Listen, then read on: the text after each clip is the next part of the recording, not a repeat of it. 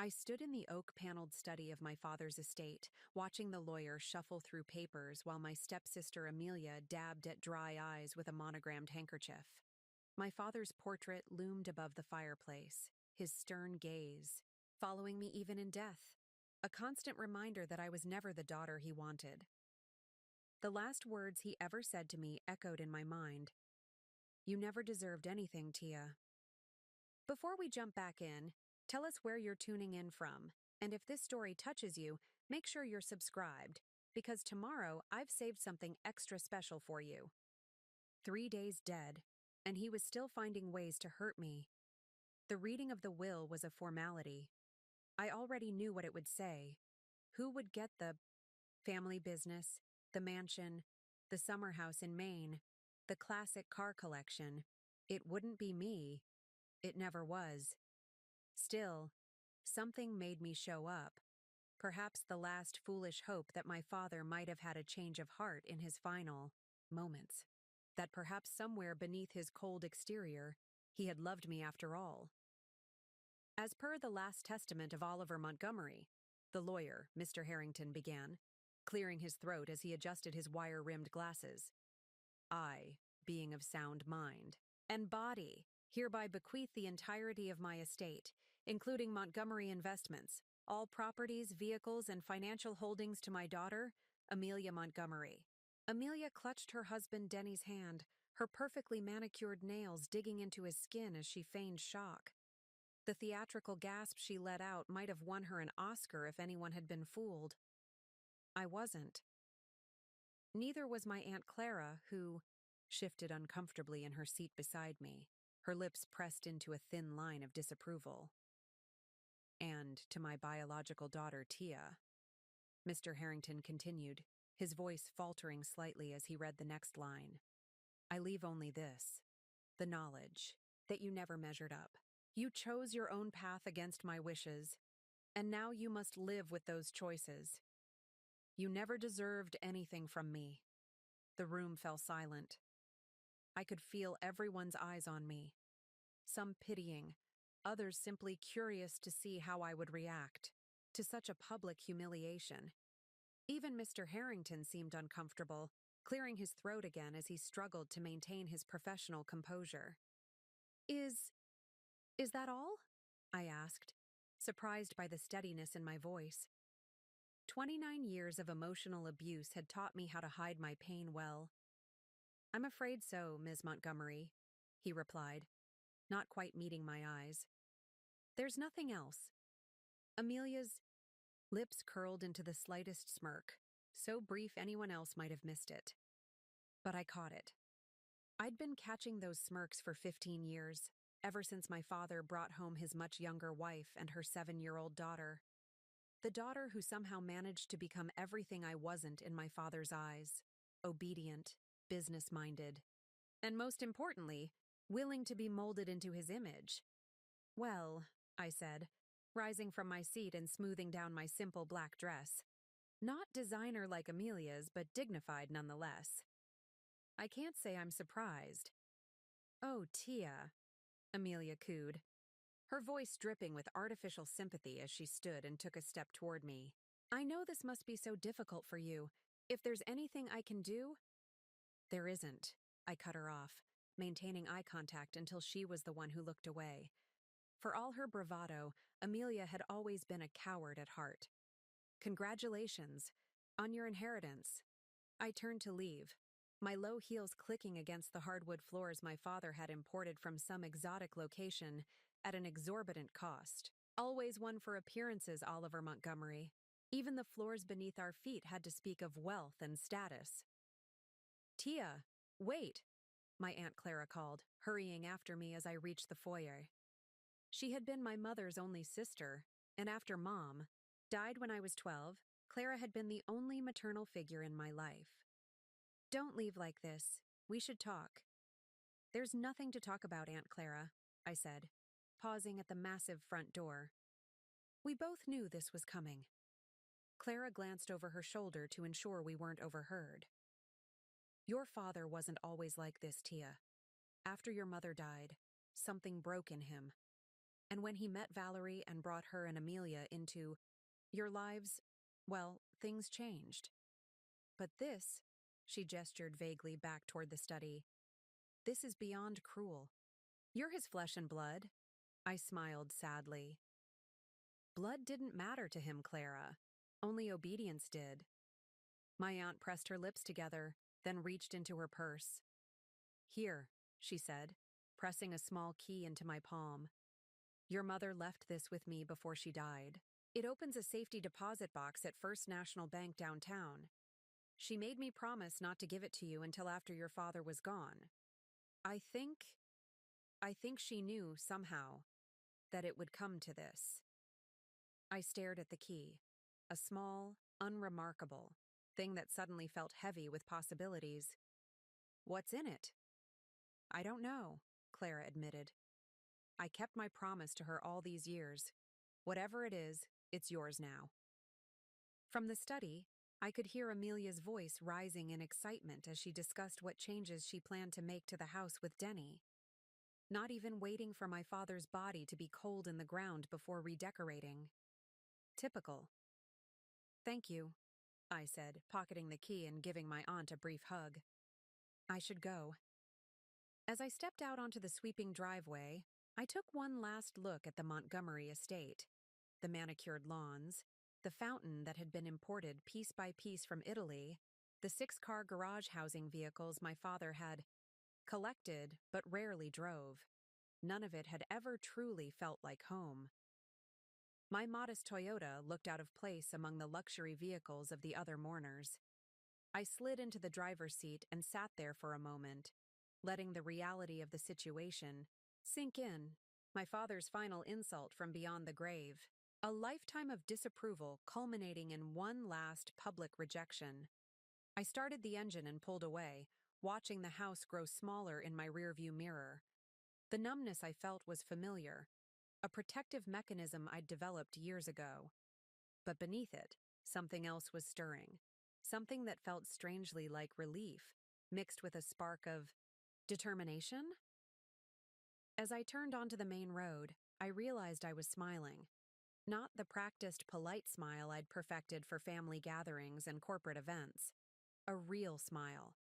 Because for the first time in my life, I was truly free of Oliver, Montgomery's expectations and disappointments. Free to be myself without his shadow looming over me. And I had a key. A key to something my mother had left for me. Something she'd kept hidden from my father. Something she'd wanted me to have only when he could no longer interfere. I headed toward downtown, toward First National Bank and whatever waited for me there. I didn't know what my mother had left behind, but I knew one thing for certain. This wasn't over. Not by a long shot. As the weight of my father's rejection began to lift, it was replaced by something lighter, something that felt almost like anticipation. Amelia thought she had won. My father thought he'd had the last word. They were both about to discover how wrong they were. I sat in my car in the First National Bank parking lot, staring at the small key in my palm. Whatever my mother had left for me had waited 15 years. It could wait another day. I needed time to process everything that had happened. Time to breathe. Instead, I drove to the only place that had ever felt like home.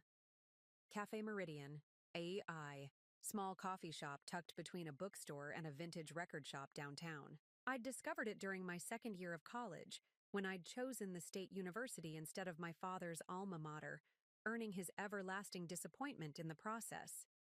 Tia! Nikki called out as the bell above the door announced my arrival. She wiped her hands on her apron and came around the counter to give me a hug. I heard about your dad. I'm so sorry. Nikki Harris had been my best friend since college. She'd opened the cafe 5 years ago with a small business loan and sheer determination, turning it into one of the most beloved spots in the city. Unlike my father, I'd supported her dream, helping her decorate and even covering shifts when she was short-staffed. She was as close to family as anyone could be. Preparing and narrating this story took us a lot of time, so if you are enjoying it, subscribe to our channel. It means a lot to us. Now back to the story. Thanks, I said, grateful for her warmth but uncomfortable with the sympathy. I'm fine, really. Sure you are, Nikki replied, seeing through me as she always did. She led me to my usual corner table, already bringing over a cup of my regular oat milk latte with an extra shot. I'm assuming it went exactly as expected? Nodded, taking a grateful sip. Everything to Amelia, but that's not the interesting part. I pulled out the key and placed it on the table between us. Nikki raised an eyebrow. What's this? Something from my mother, apparently. Aunt Clara's been keeping it for me all these years? Well, what are you waiting for? Let's go see what it is. I shook my head. Not today. Today I just want to sit here, drink coffee, and pretend none of this is happening. Nikki studied me for a moment, then nodded. Fair enough. But tomorrow, we're going to that bank together. Okay. Deal. As Nikki returned to the counter to help another customer, I pulled out my laptop and opened my emails. I had 3 new freelance project inquiries, a logo redesign for a local restaurant, a complete branding package for a startup, and a website overhaul for a nonprofit. My graphic design business was growing steadily, despite my father's prediction that I'd be begging to work for Montgomery Investments within a year. 5 years later, I was still proving him wrong. Not that he'd ever acknowledged it. I'd just started drafting a response to the nonprofit when my phone buzzed. Calvin Matthews, my ex, or more accurately, the man my father had effectively driven away. Hey, I answered, surprised to hear from him. What's up? I just heard about your dad, Calvin said, his deep voice bringing back a flood of memories. Are you okay? Calvin had been a talented architect with his own vision, another quality my father couldn't tolerate.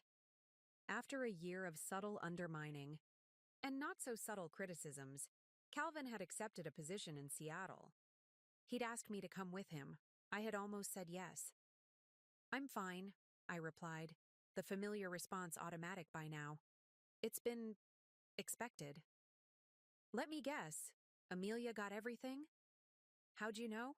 I asked, a small smile forming despite myself. Because your father was nothing if not consistent in his favoritism. Calvin paused. I'm back in town, you know. For good. Transferred back to the home office last month. My heart skipped a beat, which I immediately tried to ignore. Oh, that's nice. Maybe we could catch up sometime? No pressure, just coffee? Through the window, I could see people hurrying past, wrapped up in their own lives and problems. Normal people with normal families, who hadn't spent their lives trying to earn a father's love that was never going to be given. I'd like that, I found myself saying. How about this weekend? Perfect. I'll text you. And Tia? I really am sorry about your dad, despite everything. After we hung up, I sat staring at my phone. Calvin coming back right now felt like the universe was playing some kind of joke. But maybe it was just a coincidence. Or maybe, now that my father was gone, things that had been pushed away had space to return. My thoughts were interrupted by a commotion at the counter. I looked up to see a tall, impeccably dressed woman with a dissatisfied expression speaking sharply to Nikki. Even from behind, I recognized her immediately. Valerie Montgomery, my stepmother. I considered ducking out the back, but before I could move, she turned and spotted me. Her surprise quickly morphed into a practiced smile as she approached my table. Tia, darling. What a coincidence. Is it? I asked, not bothering to stand or offer her a seat. Valerie had never been warm to me, even before she'd succeeded in turning my father completely against me. She sat down anyway, setting her untouched latte on the table. I wanted to talk to you after the reading, but you left so quickly. I didn't think we had anything to talk about. Valerie sighed, removing her designer sunglasses to reveal eyes that looked suspiciously uncried. I know things between us haven't always been easy, but I want you to know that I tried to convince your father to be fair in his will. I nearly choked on my coffee. Fair? By leaving me nothing but a final insult? Oliver was set in his ways, she said, as if that excused everything. But Amelia and I have discussed it, and we'd like to offer you something. A gesture of goodwill. I waited, curious despite myself. A position at Montgomery Investments. Senior graphic. Designer for the marketing department. It's a generous salary, and it would keep you connected to your father's legacy. I stared at her, trying to process what she was offering. A job. At my father's company. Under Amelia's control. Why? I finally asked. Valerie smiled, but it didn't reach her eyes. Families should stick together, don't you think? Despite Oliver's feelings, you are still a Montgomery. I thought about the life I'd built for myself, the clients who valued my work, the freedom I'd fought for. I thought about answering to Amelia, about sitting in meetings where everyone knew I was only there because of pity. I'll think about it, I lied. Wonderful. Valerie stood, apparently satisfied with having done her duty. Call Amelia when you've decided. She's taking over as CEO immediately. As she headed for the door, I called after her. Valerie, does Amelia know you're making this offer? She paused, her back stiffening slightly before she turned with another practiced smile. Of course, dear. It was practically her idea. The lie was so obvious it was almost laughable. I wondered what Valerie was playing at. She'd never shown any interest in my welfare before. Whatever her game was, I wanted no part of it. After she left, Nikki returned to my table. What did the wicked stepmother want? To offer me a job, apparently? Nikki's eyebrows shot up. At Montgomery Investments? Seriously? What are you going to do? I closed my laptop, suddenly eager to get to the bank and discover what my mother had left for me. Something told me I'd need whatever it was to face whatever game Valerie and Amelia were playing. First, I said, gathering my things, I'm going to find out what's in that safety deposit box. Then, I'm going to do what I've always done, prove them wrong. The next morning, Nikki met me outside First National Bank 15 minutes before. They opened. She handed me a coffee, my usual order, and squeezed my arm supportively. Ready to find out what your mom left you? I nodded, clutching the small key so tightly it was leaving an impression in my palm. As ready as I'll ever be. As we waited, a sleek black Range Rover pulled up to the curb. The driver's door opened, and Amelia stepped out, dressed in what I recognized as one of my father's favorite power looks, a tailored charcoal suit that probably cost more than my monthly rent. Her blonde hair was pulled back in a severe bun, and she wore the pearl earrings my father had given her for her 21st birthday. She spotted us and paused, surprise briefly crossing her face before her practiced smile appeared. Tia, what a coincidence running into you here. Is it? I echoed the same response I'd given Valerie the day before. I have a meeting with the bank president, she explained, straightening her already perfect jacket. Now that I'm taking over Montgomery Investments, there are so many financial details to arrange. I'm sure, I replied flatly. Amelia's gaze flickered to Nikki, then back to me. Did Valerie speak with you yesterday? About the position? She did. And? I'm considering it. Amelia nodded, satisfied. Good. Family should be together in business. That's what Dad always said. She checked her watch, a platinum Rolex that had been our father's. I should get going. I have meetings all day. The transition has been overwhelming. As she walked past us toward the bank entrance, her perfume, the same expensive brand my father always bought for her, lingered in the air. Amazing, Nikki muttered once Amelia was out of earshot. She's been in charge for what, a day? And she's already become your father. She's been preparing for this her entire life, I said, watching Amelia greet the bank manager with the same firm handshake my father had perfected. Being Oliver Montgomery 2.0 was her entire purpose. When the bank officially opened, we were directed to a private room where a bank employee brought the safety deposit box. He left us alone, and I sat staring at the rectangular metal container, suddenly hesitant. "What if it's empty?" I asked. "What if she just left a note saying she's sorry for leaving me with him?" Nikki put her hand over mine. "Only one way to find out." Taking a deep breath, I inserted the key and turned it. The lock clicked open.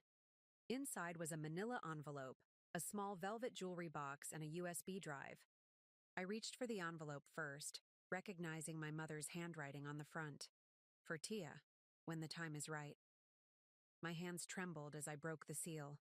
Inside was a letter, the paper yellowed with age, and several legal documents. "My dearest Tia, if you're reading this, then I'm gone, and your father has finally revealed his true nature to you completely. I always hoped he would change, that he would see the remarkable person you are. But I've prepared for the possibility that he never will. What you need to know is that Montgomery Investments wasn't solely your father's creation. It was built with my family's money, money that came from my grandfather's patents. The original investment contract stipulated that half the company would always belong to my bloodline, meaning you, Tia. Your father convinced me to revise our wills when you were young, telling me it was just a formality, but I always kept copies of the original documents, which I've included here. The USB drive contains all the financial records and the original investment agreements, backed up and protected. He cannot legally disinherit you from your share of Montgomery Investments. It was never his to give away entirely. I'm sorry I won't be there to protect you from his disappointment. I'm sorry I won't see the amazing woman I know you'll become. But I hope these documents will give you the security and freedom to live your life on your own terms. All my love." Mom, I stared at the letter, then at the legal documents. The original investment agreement from my maternal great-grandfather, the company formation papers listing both my parents as equal founders, and a trust document naming me as the inheritor of my mother's shares. "Holy shit," Nikki whispered, reading over my shoulder. "You own half the company." "If these documents are still valid," I said, trying to process this revelation. It's been 15 years, and my father clearly thought he'd changed everything. I opened the velvet box next. Inside was a ring I remembered from my childhood, my mother's emerald engagement ring. Not the diamond my father had later replaced it with, claiming the emerald wasn't prestigious enough for his wife, but the original one she'd loved, with its deep green stone set in delicate gold filigree. She kept it, I whispered, slipping it onto my finger. It fit perfectly. As I gathered everything back into the safety deposit box, my mind was racing. If what my mother had left was legitimate, then Amelia didn't own everything. I had a claim to half of Montgomery Investments, a company now worth billions. But that raised an important question. Had my father known about these documents? Had he deliberately tried to erase my claim, or had he simply forgotten the original agreement? The answer came as we were leaving the bank. Through the glass doors of a conference room, I spotted Amelia sitting across from the bank president, Valerie at her side. They were reviewing documents, and even from a distance, I could see Amelia's confident smile. The look of someone who believed they held all the cards. "They know," I said to Nikki as we hurried past. "They have to know. Why else would Valerie suddenly offer me a position right after the will reading?" "To keep you close," Nikki agreed. "To make you feel included without actually giving you anything. They're afraid I'll find out." And now you have. As we stepped outside into the bright morning sunshine, I felt a strange sense of calm. For years, I'd tried to earn my father's approval, bending myself into shapes that never quite fit his expectations. I'd pursued my own path not out of rebellion, but because it was the only way I could breathe. And now, I discovered that what he'd withheld from me, acceptance, recognition, my rightful place, had never been entirely his to give or take away. "What are you going to do Nikki asked as we walked to our cars. I thought about Amelia in her perfect suit, wearing our father's watch, sitting in the seat of power she believed was hers alone. I thought about Valerie's condescending offer of employment, designed to keep me under their thumb. First, I said, I'm going to call a lawyer. A good one, who isn't connected to my father's firm. And then, I smiled, feeling the weight of my mother's ring on my finger, a talisman of strength I never knew I had. Then I'm going to have coffee with Calvin.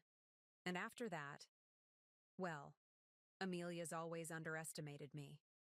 It's time she learned what a mistake that was. For the first time since my father's death, perhaps for the first time in years, I felt something like hope. Not the desperate hope that someday he might approve of me, but something stronger. The certainty that I was my mother's daughter too, and that legacy was just as powerful. Whatever came next, I wouldn't be facing it alone, and I wouldn't be facing it unprepared. I sat across from Hank Thornton, the lawyer Nikki had recommended. His office wasn't in a gleaming downtown high-rise like my father's attorney's. Instead, it occupied the renovated second floor of a historic building, with exposed brick walls and large windows overlooking a tree-lined street. So, Hank said, leaning back in his chair after reviewing the documents I'd brought. These are significant. Are they valid? I asked, getting straight to the point. It's been 15 years since my mother died. Hank removed his glasses, polishing them thoughtfully before responding. Based on my initial review, yes. The original agreement establishing Montgomery Investments clearly states that your mother's family provided the initial capital. The company was formed with the explicit condition that her bloodline, meaning you, would retain 50% ownership. But my father's will can't override this agreement.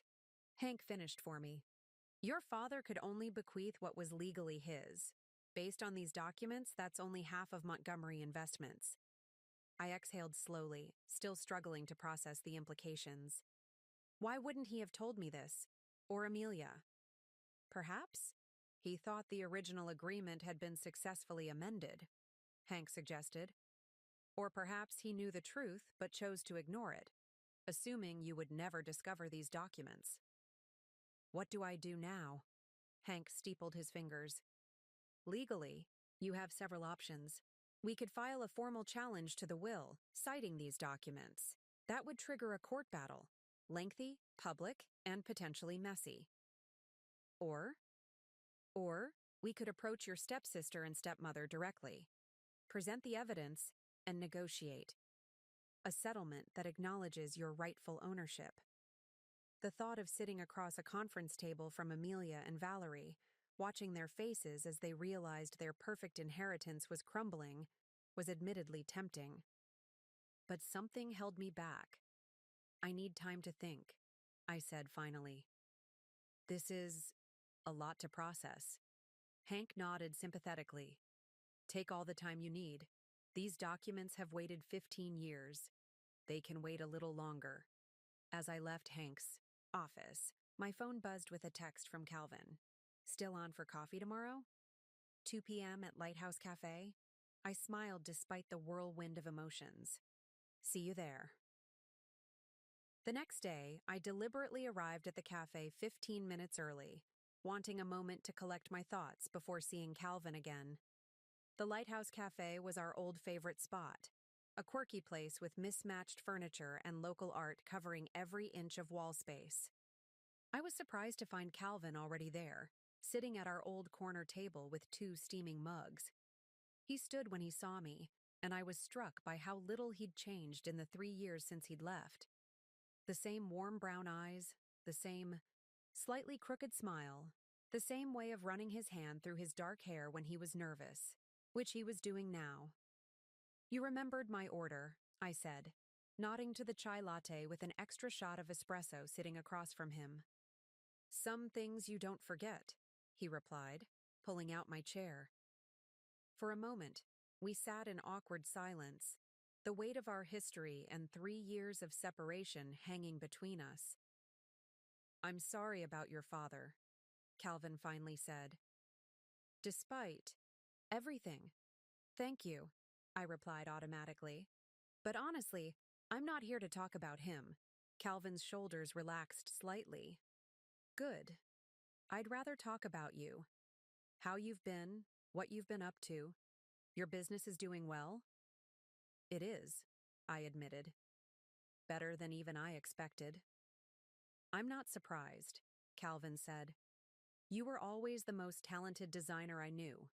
Your father never gave you enough credit. I took a sip of my latte to hide my reaction. Even after all this time, Calvin's unwavering belief in me still had the power to touch something deep inside. What about you? I asked. Why did you come back? Officially? I'm heading up the new sustainable design division for the firm. And unofficially? Calvin's gaze held mine. I missed home. I missed a lot of things. Before I could respond, the cafe door opened, and I froze as Amelia walked in. She wasn't alone. My father's longtime business associate, Ken Taylor, was with her. They were deep in conversation, Ken nodding seriously as Amelia gesticulated, with the precise, controlled movements she'd copied from our father. That's your stepsister, right? Calvin asked, following my gaze. Yes, I confirmed, shrinking slightly in my seat, hoping they wouldn't notice us. No such luck. Amelia spotted me almost immediately, her eyes narrowing briefly before her face, arranged itself into a pleasant expression. She said something to Ken, then made her way to our table. Tia. What a lovely coincidence, she said, though her tone suggested she didn't find it lovely at all. Twice in 2 days? I remarked. Almost like you're following me. Amelia's smile tightened. Don't be ridiculous. Her gaze shifted to Calvin, and recognition flickered across her face. Mr. Matthews, I didn't realize you were back in town. Recently returned, Calvin confirmed coolly. He had never bothered to hide his dislike of Amelia or my father. How nice, Amelia said, clearly thinking it was anything but. She turned back to me. Have you given any more thought to Valerie's offer? The position is still open, but we're interviewing other candidates next week. I'm still considering it, I lied. Amelia nodded, satisfied. Good. We're having a board meeting tomorrow morning to discuss the transition. Perhaps you'd like to attend. As a gesture of goodwill. I knew what she was doing. Keeping me close, making me feel included without actually giving me any power. The same tactic my father had used countless times. I'll check my schedule, I said non-committally. Wonderful. 9 a.m., the main conference room. She glanced at her watch. I should get back to Ken. We're discussing some sensitive business matters. She gave Calvin a dismissive look. Nice seeing you again, Mr. Matthews. After she left, Calvin let out a low whistle. She hasn't changed a bit. Still thinks she owns the world. She thinks she owns Montgomery Investments, at least, I said, watching Amelia return to Ken, their heads bent close together. What did she mean about a position? Are you considering working for the family company? I hesitated, then made a decision. Calvin had always been my confidant, the one person who truly understood my complicated relationship with my father. If I couldn't trust him, who could I trust? No, I said firmly. I'm considering claiming my rightful half of it. Calvin's eyebrows shot up. Your half? Quickly, I told him about the safety deposit box, my mother's letter, and the documents that proved I owned 50% of Montgomery Investments. That's huge, Calvin said when I finished. What are you going to do? I thought about Amelia's invitation to the board meeting, a meeting where they would be discussing the transition of power, a meeting she clearly didn't expect me to attend, or she wouldn't have invited me so casually. I said slowly, a plan forming in my mind. I'm going to attend that board meeting tomorrow, but not as the disowned daughter they can buy off with a middle management position. Calvin's slow smile matched my growing determination. Then who will you be attending as? I twisted my mother's emerald ring on my finger, feeling its weight. The weight of her legacy, her foresight, her protection reaching out to me from beyond the grave. As Tia Montgomery, I said, 50% owner of Montgomery Investments. The decision crystallized something inside me, a resolve that had been building since I'd first read my mother's letter. This wasn't about revenge. It wasn't even about the money. It was about claiming what was rightfully mine, and in doing so, reclaiming the part of myself that had been slowly eroded by years of my father's disappointment. Tomorrow would change everything, and for once, I was ready. The Montgomery Investments. Headquarters occupied the top 10 floors of a gleaming skyscraper downtown. I'd avoided the building for years, apart from the occasional obligation to attend a company holiday party or anniversary celebration. Each visit had been marked by my father's thinly veiled disappointment and Amelia's smug superiority. But today was different. Today, I chose to be here. I dressed deliberately, a charcoal gray suit similar to the one Amelia had worn at the bank, but paired with a vibrant emerald blouse that matched my mother's ring. Professional, but distinctly me. I'd spent the previous evening reviewing the company's recent financial reports and quarterly statements, preparing myself as thoroughly as possible. The security guard at the front desk did a double take when I approached. "Ms. Montgomery," he said, surprise evident in his voice. I didn't know you were coming in today." "I'm attending the board meeting," I said calmly, holding out my hand for a visitor badge. He hesitated. "I don't have you on the list for today. Call Amelia," I suggested. She invited me herself. 5 minutes later, I was riding the elevator to the top floor, visitor badge clipped to my lapel. My heart was racing, but I kept my expression neutral. I'd learned that particular skill from years of enduring my father's criticism without revealing how deeply it wounded me. The elevator doors opened directly into the executive reception area, where Valerie was speaking with my father's longtime executive assistant, Diana. They both looked up, identical expressions of shock crossing their faces. "Tia," Valerie recovered first, her voice overly bright. "What a surprise." "Is it?" Amelia invited me to the board meeting yesterday. Valerie's eyes narrowed slightly. "Did she? How thoughtful of her. But I'm afraid the meeting is for board members and executive leadership only." "I'm aware of the protocol," I said, holding my ground. "I'd still like to attend." Diana glanced uncertainly between us. "The meeting is about to start, Mrs. Montgomery. Everyone's already in the conference room." "Then we shouldn't keep them waiting," I said, starting toward the boardroom before Valerie could object further. The Montgomery Investments boardroom was exactly as I remembered it. A vast space dominated by a polished mahogany table with floor-to-ceiling windows offering a panoramic view of the city. Family portraits lined one wall, generations of Montgomerys who had built and expanded the business. My father's portrait held the place of honor, recently draped with a black ribbon of mourning. Amelia sat at the head of the table in my father's chair. The board members, 7 older men and 2 women who had served the company for decades, were arranged around her. Ken Taylor sat at her right hand, the position of trusted advisor my father had always placed him in. The conversation halted abruptly as I entered, followed by a visibly flustered Valerie. "Tia," Amelia said, not quite concealing her annoyance.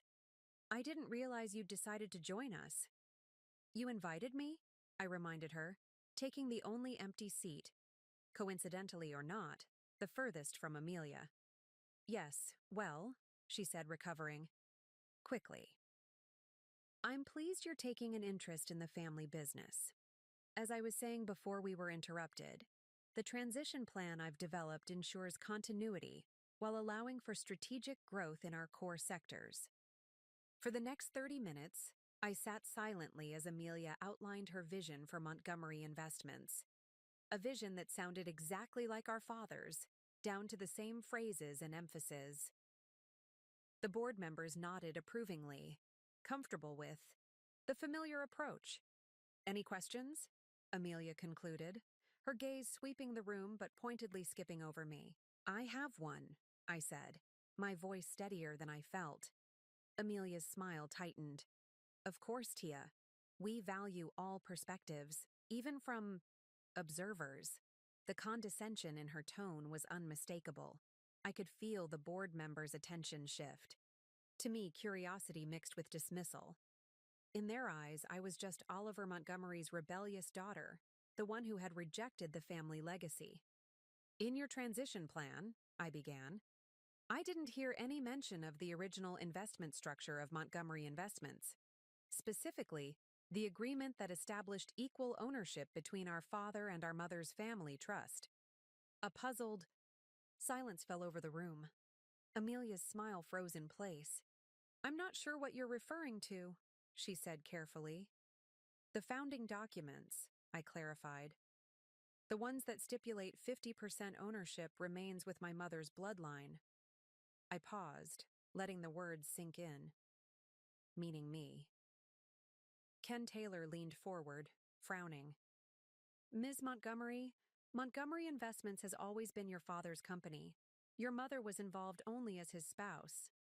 That's not accurate, I replied, reaching into my briefcase for the copies of the documents Hank had prepared for me. I have the original investment agreement right here, signed by both my parents and notarized. It clearly states that the initial capital came from my mother's family, with the explicit condition that her bloodline would retain half ownership in perpetuity. I slid the documents to the center of the table. The board members exchanged confused glances. This is ridiculous, Amelia snapped, not even glancing at the papers. If such an agreement existed, our father would have acknowledged it in his will, not if he believed it had been legally superseded, I said, or if he deliberately chose to ignore it. Valerie, who had been standing by the door, moved to Amelia's side.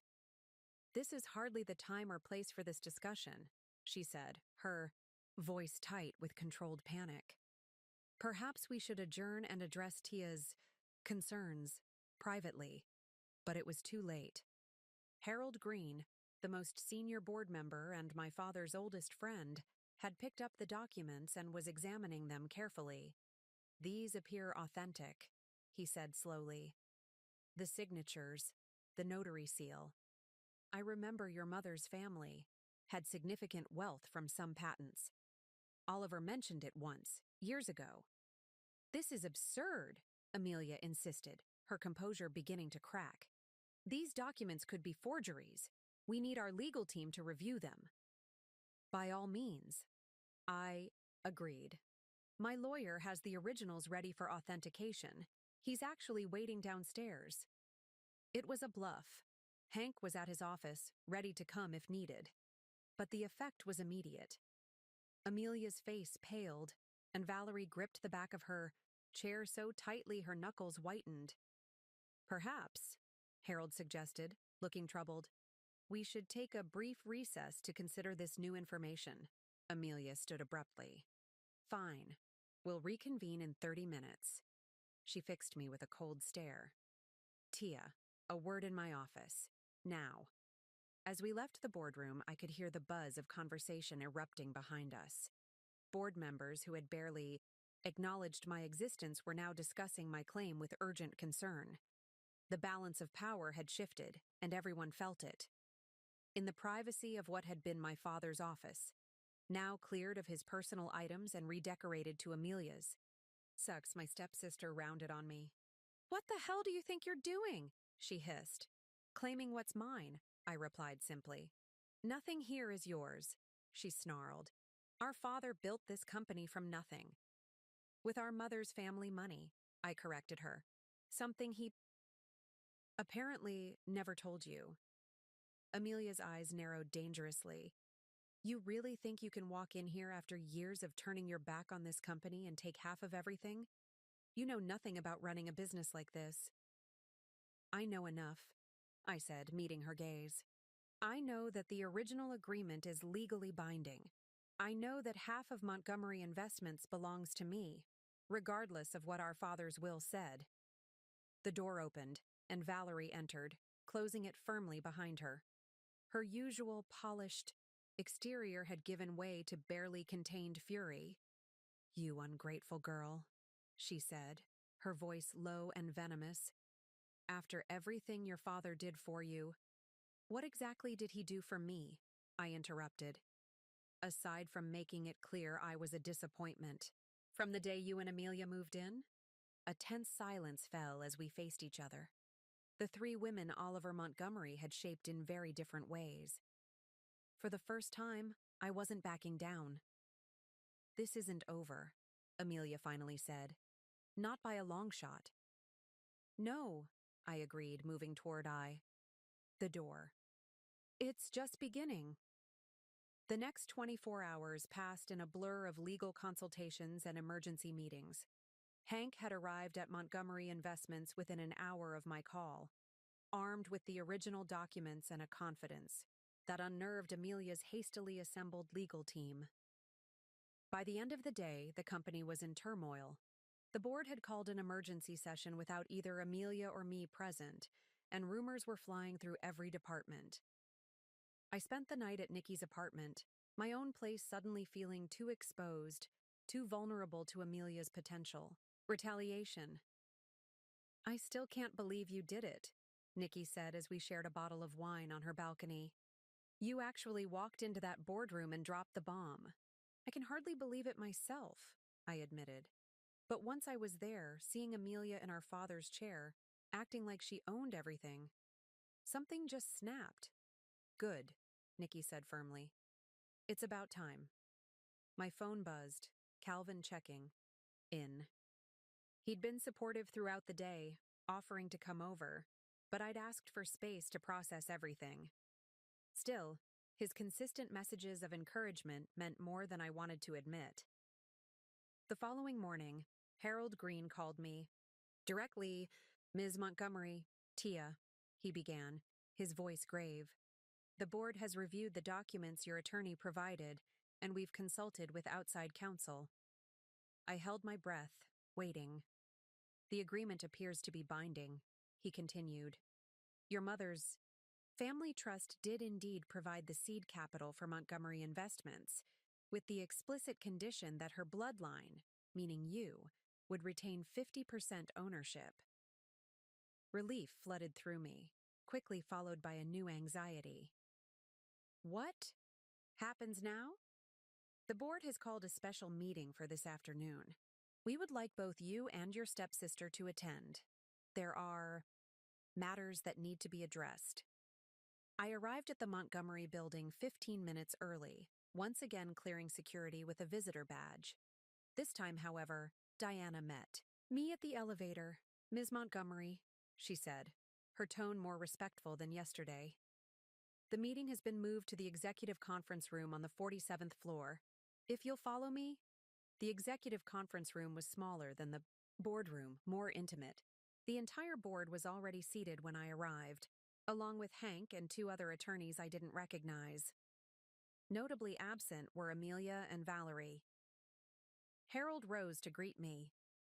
"Thank you for coming, Tia. Please, have a seat." I sat across from him, Hank at my side. "Where's Amelia?" "She'll be joining us shortly," Harold said, exchanging glances with the other board members. "But before she arrives, there's something we need to discuss with you privately." My stomach tightened. "What is it?" Harold nodded to one of the unknown attorneys who slid a folder across the table to me. "In reviewing the company records, we discovered something concerning." I opened the folder to find financial statements, transfer records, and corporate minutes, many with highlighted sections. "What am I looking at?" I asked, overwhelmed by the technical financial jargon. Hank leaned forward, scanning the documents. "If I'm reading this correctly, these appear to show unauthorized fund transfers from Montgomery Investments to offshore accounts." "Unauthorized by whom?" I asked. By the board, Harold said grimly.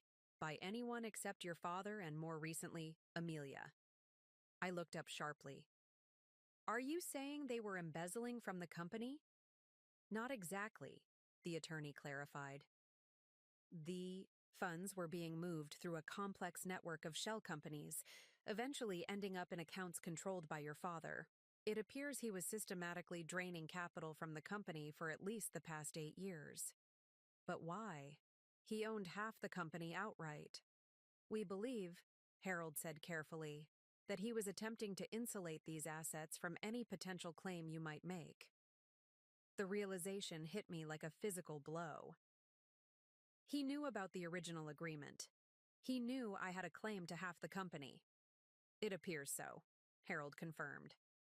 And he was taking measures to ensure that if you ever discovered the truth, there would be less for you to claim. I sat back, stunned. All these years I'd believed my father had simply written me off, disappointed in my choices and focused entirely on Amelia. But the truth was far worse. He'd been actively working against me, hiding assets, preparing for the possibility that I might someday assert my rights. How much? I asked, my voice barely audible. At least 300 million, the attorney replied. Possibly more. We're still tracing the movements. The door opened, and Amelia entered with Valerie and Ken Taylor close behind. Amelia's usual composure was notably absent. Her face was drawn, her movements tense. What is this about? She demanded, taking in the scene before her. Why wasn't I informed about this meeting until 30 minutes ago? Please sit down, Amelia, Harold said, his tone leaving no room for argument. We have serious matters to discuss. Amelia reluctantly took a seat, as far from me as possible. Valerie remained standing, her hand on Amelia's shoulder in a protective gesture. The board has reviewed the documents Ms. Montgomery provided, Harold began. We've confirmed their authenticity and legal standing. Tia Montgomery is, indeed, the legal owner of 50% of Montgomery Investments through her mother's family trust. Amelia's face hardened. That's impossible. My father— Your father was well aware of this agreement, Harold interrupted, pushing another copy of the folder toward her. And based on these financial records, he took deliberate steps to hide assets from the company in anticipation of this day. Amelia stared at the folder but didn't open it. I don't know what you're talking about. The offshore accounts, Amelia? Ken said, speaking for the first time. His expression was grim. The transfers that you've continued since your father's death. The blood drained from Amelia's face. Those were authorized transactions, for tax purposes. No, Harold said firmly. They were not authorized by the board, and they go well beyond any legitimate tax strategy. They constitute a breach of fiduciary duty, possibly even fraud. Valerie stepped forward. This is outrageous. Oliver built this company. With my mother's family money, I interjected. Money that came with conditions he apparently tried to circumvent by hiding assets. A heavy silence fell over the room. Amelia's eyes darted between the board members, searching for allies and finding none. What do you want? She finally asked, turning to me with naked hostility. Before I could answer, Harold spoke. The board has made a preliminary decision, subject to both of your approvals. He looked between Amelia and me. In light of these discoveries, we believe the only path forward is a complete restructuring of Montgomery Investments' leadership. Meaning what exactly? Amelia demanded. Meaning, Harold said carefully, that neither you nor Tia will serve as CEO at this time. What? Amelia's voice rose sharply. That position is mine. My father groomed me for it my entire life. And yet you continued his unauthorized financial activities, Harold pointed out. Activities that, if made public, could seriously damage the company's reputation and stock value. The board proposes, he continued, a co-chairmanship arrangement. Both of you will sit on the board as equal representatives of your respective ownership stakes. Operational control will temporarily pass to Ken Taylor as interim CEO, while we conduct a proper search for permanent leadership. This is a coup, Amelia spat. You can't do this. Actually, Hank interjected, with Ms. Montgomery controlling 50% of the company and the board's majority support, they absolutely can. Amelia turned to me, her eyes blazing with hatred. You did this. You destroyed everything my father built. No, I said quietly. I reclaimed what was rightfully mine, what he tried to take from me. Ms. Montgomery, Harold addressed Amelia, you have a choice. Accept the board's decision and work within the new structure, or face the possibility of more severe consequences should we choose to pursue an investigation into these financial irregularities. The threat hung in the air, unmistakable. Amelia's legal exposure was significant, something she clearly hadn't considered until this moment. Fine, she finally said, her voice cold. But this isn't over. Not by a long shot. As she stormed out, Valerie trailing behind her, I felt no triumph, only a profound sense of clarity. My father's rejection hadn't been about my choices or my personality. It had been about control. Control he feared losing if I ever discovered the truth about my inheritance, and now that I had, nothing would ever be the same again. The days following the board meeting were a whirlwind of activity. Press releases were carefully crafted, announcing a planned leadership transition at Montgomery Investments. The financial irregularities remained confidential, contained within a small circle of board members and attorneys. I found myself suddenly thrust into a corporate world I had deliberately avoided for years. There were meetings with department heads, strategy sessions, and endless financial briefings. Ken Taylor, as interim CEO, was professional but distant, clearly caught between his loyalty to my father and his duty to the company. By the end of the week, I was exhausted and overwhelmed. I sat in the small office that had been assigned to me, not the executive suite Amelia occupied, but a respectable space with a decent view, trying to make sense of the quarterly projections report. A knock at the door interrupted my concentration. Diana stood in the doorway, her expression carefully neutral. Ms. Montgomery, your stepsister has requested a meeting with you. She's in her office now. I hesitated. Since the board's decision, Amelia and I had carefully avoided direct interaction, communicating through assistants and emails when necessary. Did she say what it's about? No, ma'am. Just that it's important and private. Curiosity won out over caution. Tell her I'll be there in 5 minutes. Amelia's office, my father's old domain, had been further transformed in the past week. All traces of Oliver Montgomery had been erased, replaced by Amelia's sleeker, more modern aesthetic. She sat behind the massive desk, typing furiously, on her laptop, and didn't look up when I entered. You wanted to see me? I prompted, remaining standing. Amelia finished whatever she was typing, then closed her laptop with deliberate slowness. Yes, please sit down.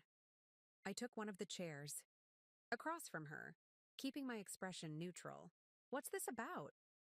I've been doing some thinking, she said, her tone businesslike. About our current situation and how we might move forward more productively. I'm listening. This arrangement, the co-chairmanship, is untenable. We both know it. The company needs clear leadership, not division at the top. I couldn't argue with that assessment. The past week had made it clear that Amelia and I had fundamentally different visions for Montgomery Investments. What are you suggesting? Amelia leaned forward. A buyout. I'll purchase your 50% stake in the company. You'll be extraordinarily wealthy, free to pursue your design career or whatever else interests you, and I'll have the clear leadership authority the company needs. I raised an eyebrow. And where would you get the money for such a buyout? The offshore accounts? A flash of anger crossed her face before she controlled it. That situation is being addressed. I have personal resources, and I can secure additional financing. You mean you have what our father left you in his will? I said. The will where he explicitly stated I deserve nothing. Business and personal feelings are separate matters, Amelia replied stiffly. This is a business proposal, nothing more. I studied her carefully. Despite her composed exterior, there was a desperation in her eyes that I hadn't seen before. Amelia wasn't just making an offer. She was revealing how badly she wanted me gone. What's the rush? I asked.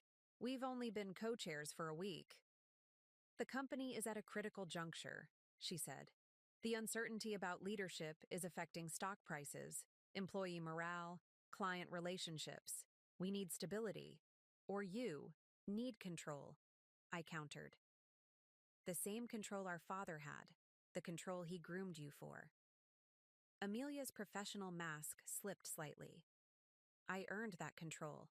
I spent my entire life learning this business, preparing to lead it.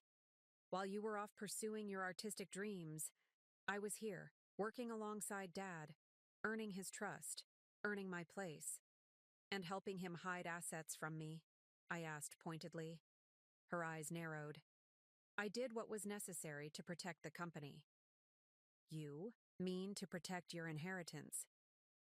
Is there a difference? She shot back. This company was his life, his legacy. And my mother's, I reminded her. Her family's money made it possible. We had reached an impasse, both of us aware that we were repeating arguments that had no resolution. After a moment, Amelia regained her composure. Think about my offer, she said. I'm prepared to be extremely generous. I stood up. I'll consider it. As I reached the door, Amelia spoke again. Tia, there's something you should know before you make your decision. I turned back. What? Dad was planning to groom you for leadership too once. After your mother died. He saw potential in you. Her voice was softer now, almost wistful. But then you started pushing back, rejecting his guidance, insisting on your own path. It broke something in him. I stared at her, trying to determine if this was manipulation or a genuine revelation. Why are you telling me this? Because you should understand what you're getting into if you stay, she said. This company was everything to him. It became everything to me too. But you've always had other passions, other dreams. Is this really the life you want? The constant pressure, the ruthless competition, the personal sacrifices? Her question hit closer to home than I wanted to admit. The past week had been grueling, nothing like the creative freedom of my design work. Did I really want to tie myself to Montgomery Investments permanently? I need time to think, I said finally. Amelia nodded. Take the weekend. My offer stands until Monday morning. I left her office with my mind racing. Back in my own space, I called Hank immediately. She wants to buy me out, I explained after outlining Amelia's proposal. Is that something I should consider? It depends on what you want, Hank replied carefully. Financially, it could be extraordinarily beneficial. But once you sell, you'll have no further say in the company your mother helped build. After hanging up, I stared out the window at the city below. The rational choice seemed clear. Take the money, invest it wisely, and continue building my design business without the complication of Montgomery Investments. I'd be set for life, free from the corporate world I'd never wanted to join. And yet, something held me back. A sense that selling would mean surrendering to my father's judgment of me, confirming his belief that I wasn't worthy of the Montgomery legacy. I left the office early, needing space to think away from the corporate environment. Without conscious decision, I found myself driving to the cemetery where both my parents were buried. My father's grave was still fresh, the marble headstone newly installed beside my mother's weather-worn one. Oliver Montgomery. The inscription read, visionary, leader, father. That last word caught in my throat. Father. He had been that, technically. But what kind of father deliberately hides assets from his daughter? What kind of father's last words are, You never deserved anything. I turned to my mother's grave, touching the cool stone gently. What would you want me to do? I whispered. No answer came, of course.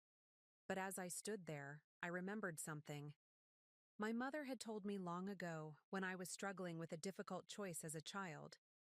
The right path isn't always the easiest one, Tia, but it's the one that lets you look in the mirror and recognize yourself. By the time I left the cemetery, my decision was made. Not the easiest path, certainly, but the one that felt true to who I was, who I had become despite my father's rejection. I pulled out my phone and made 2 calls. The first to Calvin, asking if he was free for dinner. The second to Hank, giving him clear instructions for Monday morning. I wasn't going to sell. I was going to stay and fight for my place at Montgomery Investments, not because I needed my father's approval or Amelia's acceptance, but because I had earned it, because it was mine by right, and because sometimes the best revenge isn't walking away. It's staying and changing everything. Dinner with Calvin that evening was exactly what I needed, a chance to step away from the corporate drama and gain perspective. We met at Riviera, a small Italian restaurant we'd frequented years ago, tucked away on a quiet side street. You look exhausted, Calvin said as we settled into our corner table. Is that your professional architect's assessment? I teased, grateful for his directness. No, that's my I've known you for 7 years assessment. He studied me carefully. The corporate world doesn't suit you. I sighed, taking a sip of the wine he'd ordered. He still remembered my preference for bold reds. Is it that obvious? Me? Yes. You've always been happiest when you're creating, not when you're sitting in meetings or analyzing spreadsheets. And yet here I am, co-chair of Montgomery Investments. I shook my head. It's not how I imagined my life would go. So why not take the buyout? Calvin asked. You said yourself it would be more than enough to set you up for life, let you focus on your design work. It's complicated, I admitted. Part of me wants to take the money and run, but another part doesn't want to give Amelia the satisfaction.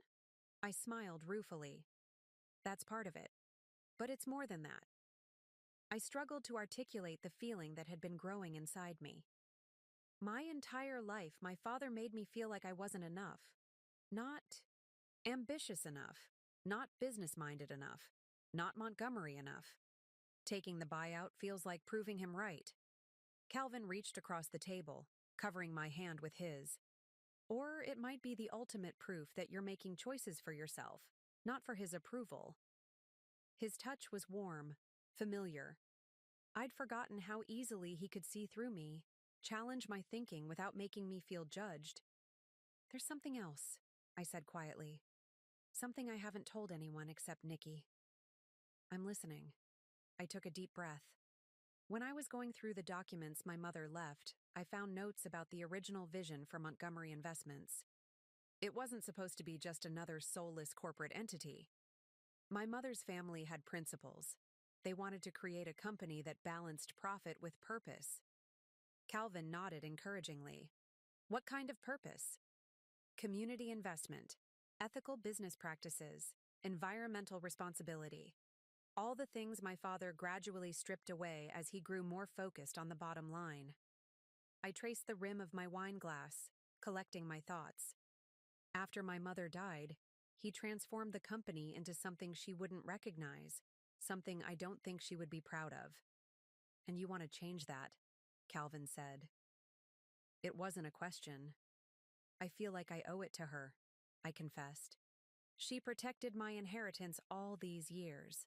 The least I can do is honor her original vision. Even if it means battling Amelia at every turn? Even then. Calvin squeezed my hand gently. Then you've made your decision. I smiled, feeling lighter than I had in days. I guess I have. The conversation shifted to Calvin's work, his recent projects, the changes in the city since he'd been gone. For a few hours, I was just Tia again. not the newly minted co-chair of a billion-dollar company or Oliver Montgomery's disappointing daughter. As Calvin drove me home, a comfortable silence settled between us. Outside my apartment, he turned to me. "For what it's worth," he said, "I think you're making the right choice. And not just because I never liked Amelia." I laughed. "Your dislike was always mutual." "I know." His expression grew more serious. "But seriously, Tia, don't let this become about proving something to your father or besting Amelia. Make it about what you want, what you believe in." I nodded, touched by his concern. "I'll try. That's all anyone can do." He hesitated, then leaned over and kissed my cheek. "Good night, Tia." "Good night, Calvin."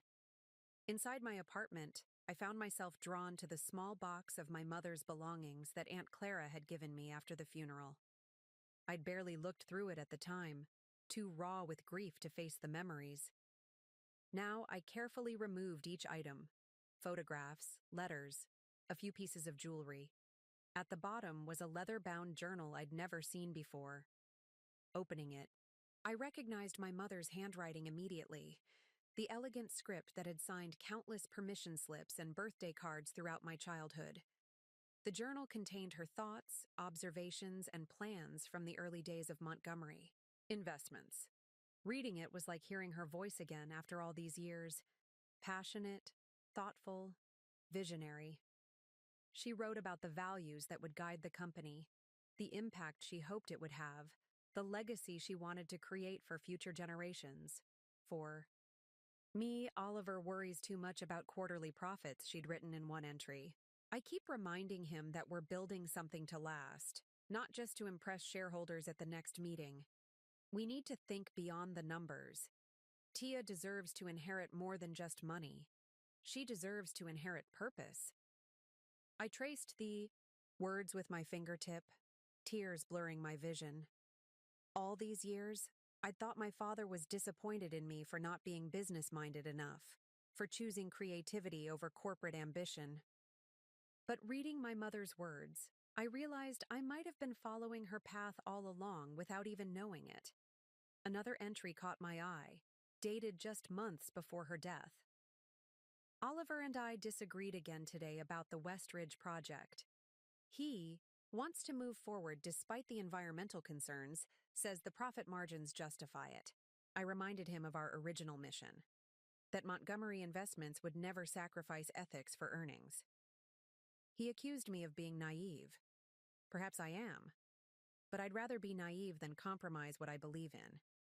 I hope Tia inherits my stubbornness, in this regard at least. I closed the journal, holding it against my chest. My mother had fought her own battles within the company she helped create, standing firm on principles even when my father pushed against them. After her death, with no one to oppose him, he had remade Montgomery Investments in his image. Ruthlessly efficient, morally flexible, profit-driven above all else. And then he had groomed Amelia to continue that legacy. Monday morning arrived, with a clarity I hadn't felt in years.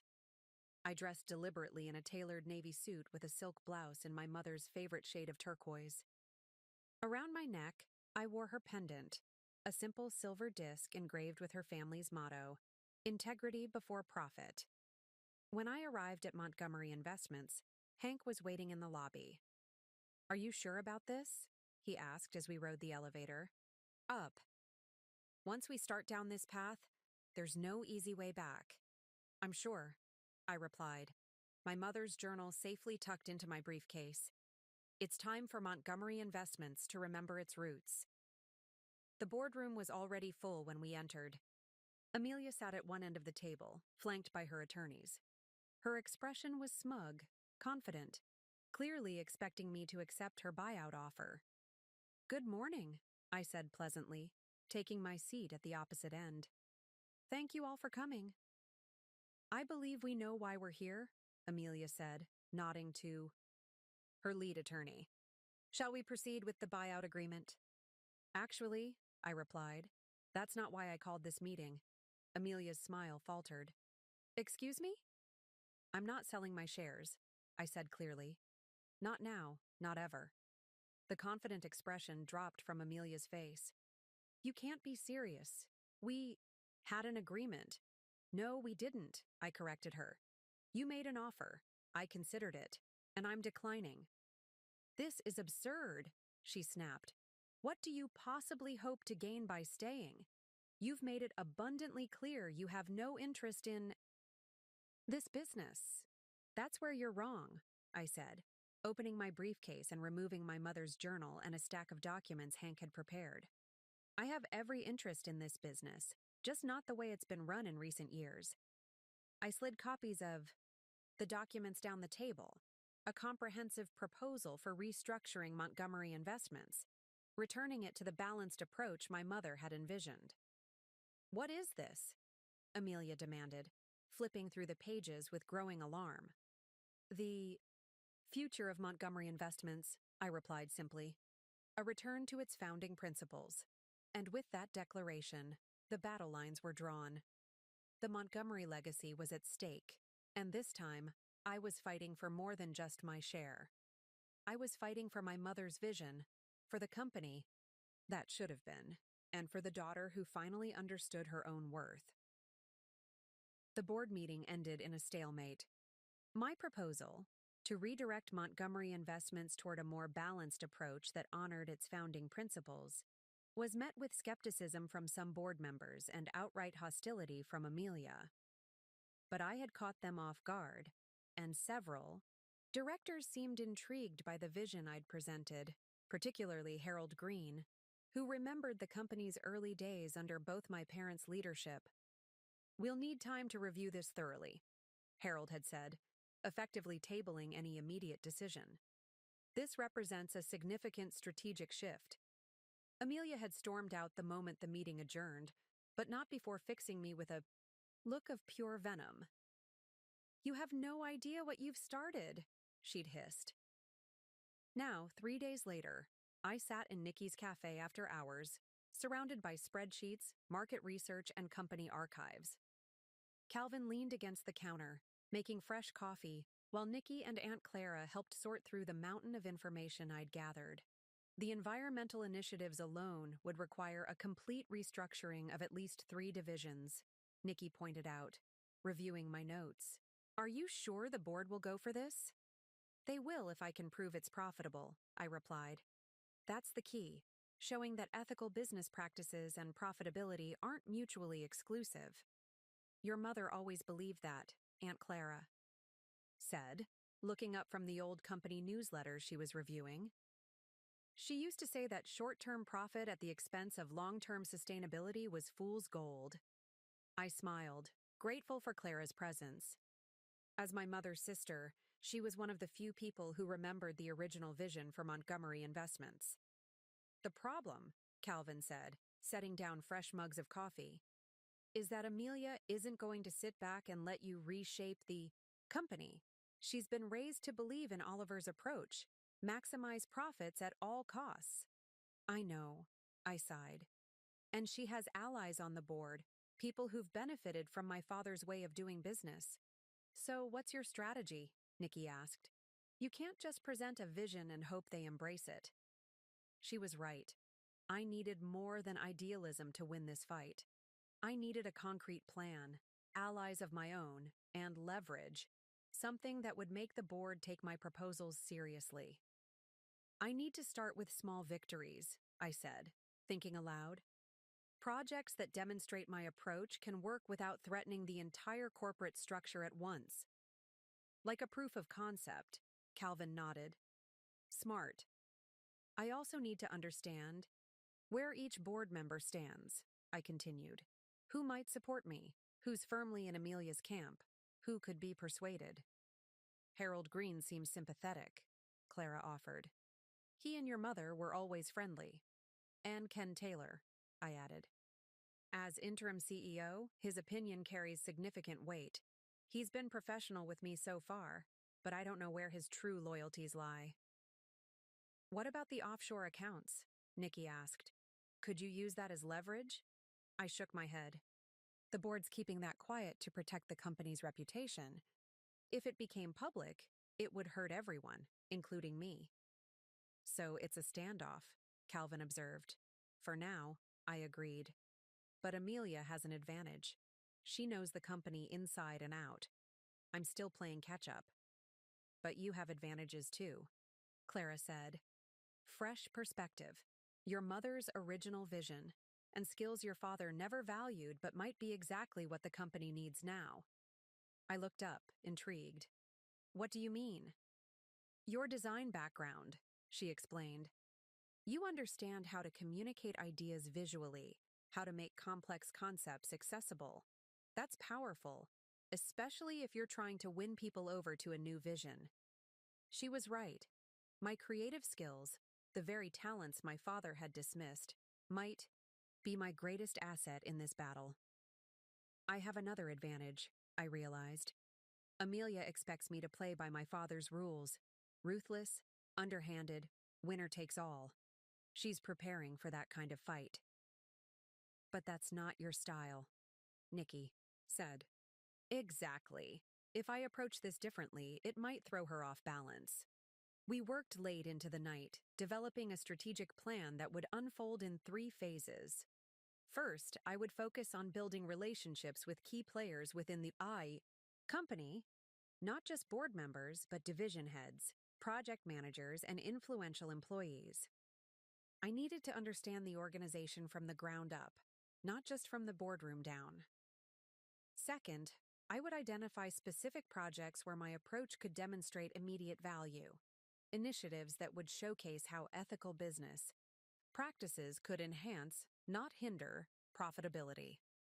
Finally, and most importantly, I would reclaim my mother's legacy by uncovering and sharing the original Montgomery investment story, not as ancient history, but as a blueprint for the future. By the time we finished, it was past midnight. Nikki and Clara had gone home, leaving Calvin and me to pack up the remaining materials. This won't be easy, he said, helping me organize the folders into my briefcase. Amelia's had years to entrench herself in the company culture. I know, I admitted. But I have to try, not just for me, but for my mother, for what the company was supposed to be. Calvin's gaze was warm as he studied me. You've changed since all this began. You seem, I don't know, more centered somehow. I considered his observation. Maybe I am. For years, I defined myself in opposition to my father.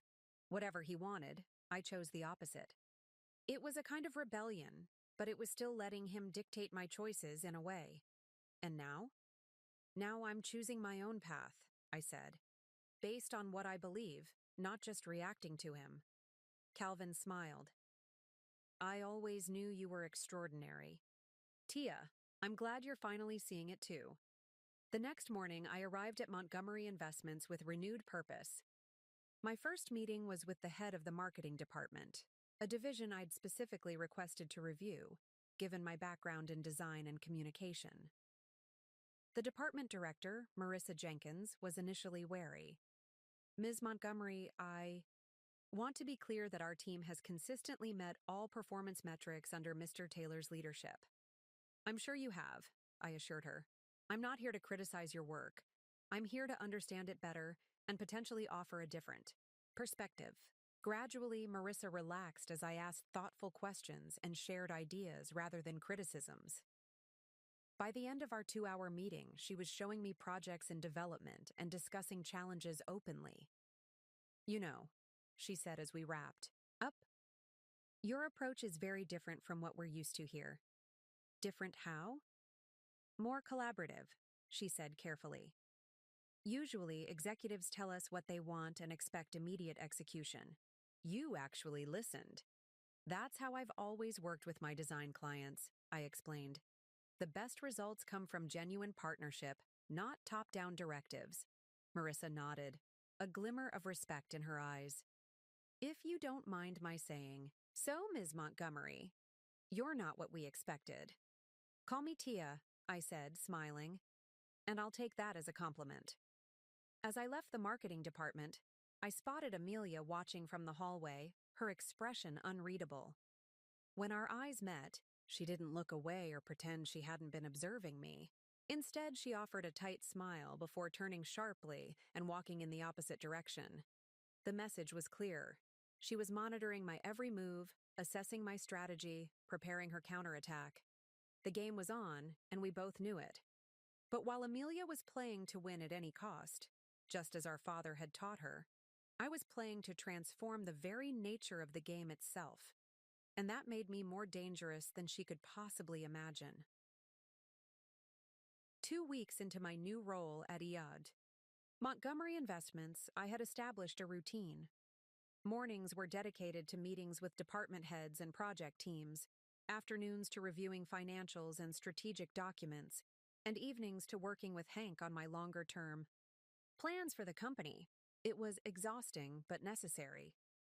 I needed to understand every aspect of the business if I was going to effectively advocate for change. I was reviewing the quarterly reports for the international division when Diana knocked on my office door. Montgomery, she said, her usual professional demeanor slightly ruffled. There's someone here to see you. He says it's urgent but won't give his name. Before I could respond, a man appeared behind her, middle-aged, with salt and pepper hair, and the rumpled appearance of someone who hadn't slept well. I recognized him immediately. James Weber, my father's former chief financial officer who had abruptly retired 3 years ago. I'm sorry to barge in, James said, his voice low. But we need to talk, and it couldn't wait. Diana looked between us uncertainly. Should I call security? No, I assured her. It's fine. Mr. Weber is a former executive here. We'll speak privately. After Diana left, closing the door behind her, James sank into the chair across from my desk, looking relieved. Thank you for seeing me, he said. I wasn't sure I'd get past the front desk. Why are you here, James? I asked directly. Last I heard, you'd moved to Arizona after your retirement. He gave a humorless laugh. Retirement. That's what your father called it too. Made it sound like my choice. I studied him carefully. It wasn't? No. James reached into his pocket and withdrew a flash drive, placing it on my desk. I was forced out because I asked too many questions about certain financial irregularities. I stared at the flash drive. The offshore accounts. James looked surprised. You know about those? Some of it, I admitted. The board discovered discrepancies after my father died. They've been investigating quietly. Then you don't know the whole story, James said grimly. Those accounts weren't just about hiding assets from potential claims. They were about hiding something much worse. A cold feeling settled in my stomach. What do you mean? Your father was involved in some. James hesitated, choosing his words carefully. Questionable business practices, specifically with the East Ridge Development Project in Southeast Asia. I vaguely recalled the project, a massive resort and residential development that had been one of my father's proudest achievements, despite controversy over its environmental impact. What kind of questionable practices? Bribes to local officials, falsified environmental impact studies, labor violations. James counted off the offenses on his fingers. I discovered the paper trail while reviewing the project financials. When I brought my concerns to your father, he made it clear I had two choices. Take an early retirement package with a generous non-disclosure agreement, or face legal consequences for mishandling company funds. He threatened to frame you, I translated. James nodded. I had a family, a mortgage, college tuitions to pay. I took the deal and kept quiet. Until now, I observed. Why come forward after all this time? Because when I heard that you were challenging Amelia for control of the company, I realized there might finally be a chance for things to change. He gestured to the flash drive. Everything's there. Documents, emails, transfer records. I kept copies of everything, against the terms of my NDA. That was risky, I remarked. It was insurance, James corrected. In case your father ever tried to renege on our agreement. I picked up the flash drive, turning it over in my hand. And Amelia? Was she involved in any of this? James shook his head. Not directly, not when I was there. But she was your father's protege, learning his methods. I'd be surprised if she wasn't aware of at least some of his activities. Why bring this to me and not the authorities? Because this doesn't just implicate your father, James explained. It implicates Montgomery Investments as a corporate entity. If this became public, the company could face massive fines, lawsuits, even criminal charges. Thousands of innocent employees could lose their jobs. I hoped you might find a way to address the wrongdoing without destroying everything. His concern seemed genuine. Despite the risk he'd taken by keeping evidence and breaking his NDA, he still cared about the company and its people. I'll need time to review this, I said finally, and I'll need to consult with my attorney. James stood, visibly relieved. That's all I ask. Just be careful who you trust with this information. There are still people in the company who were complicit in these activities, people who would go to great lengths to keep it buried. After he left, I sat staring at the flash drive for a long time. The information it contained could be explosive, enough to destroy not just Amelia's position, but potentially the entire company. It had to be handled carefully. I called Hank, describing the situation without specifics. I need you to come to my office. There's something you need to see. While waiting for him, I couldn't resist taking a preliminary look at the files. I plugged the drive into my laptop, quickly scanning through the organized folders. James had been methodical. Each allegation was backed up with multiple forms of evidence, from emails to financial records to meeting notes. It was damning. One folder caught my attention, labeled simply Clara. Opening it, I found correspondence between my father and Aunt Clara dating back years. With growing unease, I opened the most recent email, sent just weeks before my father's death. Clara, your latest threat to expose the original investment agreement to Tia is noted. As I've told you repeatedly, that agreement was superseded legally years ago. Your continued attempts to intervene in my relationship with my daughter are unwelcome and potentially actionable. The monthly payments to your account will continue as agreed, provided you maintain your silence. Should you choose to disregard our arrangement, I'll be forced to take more drastic measures to protect my family's interests. This is my final warning on this matter. Oliver. I stared at the screen, struggling to process what I was reading. My father had been paying Aunt Clara to keep quiet about my inheritance, and she had been trying to tell me the truth, despite his threats. Why hadn't she mentioned this when she gave me the safety deposit box key? Why continue the pretense that she'd simply been honoring my mother's wishes? More importantly, had she known about the other questionable activities revealed in James's files? I was still grappling with these questions when Hank arrived. After reviewing the flash drive's contents for over an hour, his expression was grave. This is extensive, he said finally. And if authentic, extremely serious. We're talking potential violations of the Foreign Corrupt Practices Act, environmental regulations, labor laws, multiple jurisdictions, multiple offenses. Can we verify it's authentic? Some of it, yes. Financial records leave trails that can be confirmed. The emails would be harder to verify without access to the original servers. And if it is authentic? What are my options? Hank leaned back, considering. Legally, you have several. You could turn this over to the authorities, which would likely trigger criminal investigations. You could use it as leverage in your negotiations with the board and Amelia. Or you could attempt to address the issues internally, making restitution where possible without public disclosure. And my aunt's involvement? Complicated, Hank admitted. The emails suggest she was being paid for her silence, but also that she was attempting to defy your father by telling you the truth. We'd need to speak with her directly to understand her full role. I nodded, my mind racing. This evidence changed everything. Not just my strategy for dealing with Amelia, but my understanding of my family's history and the company my mother had helped build. I need time to think, I said finally, and I need to talk to Clara. Be careful, Hank warned.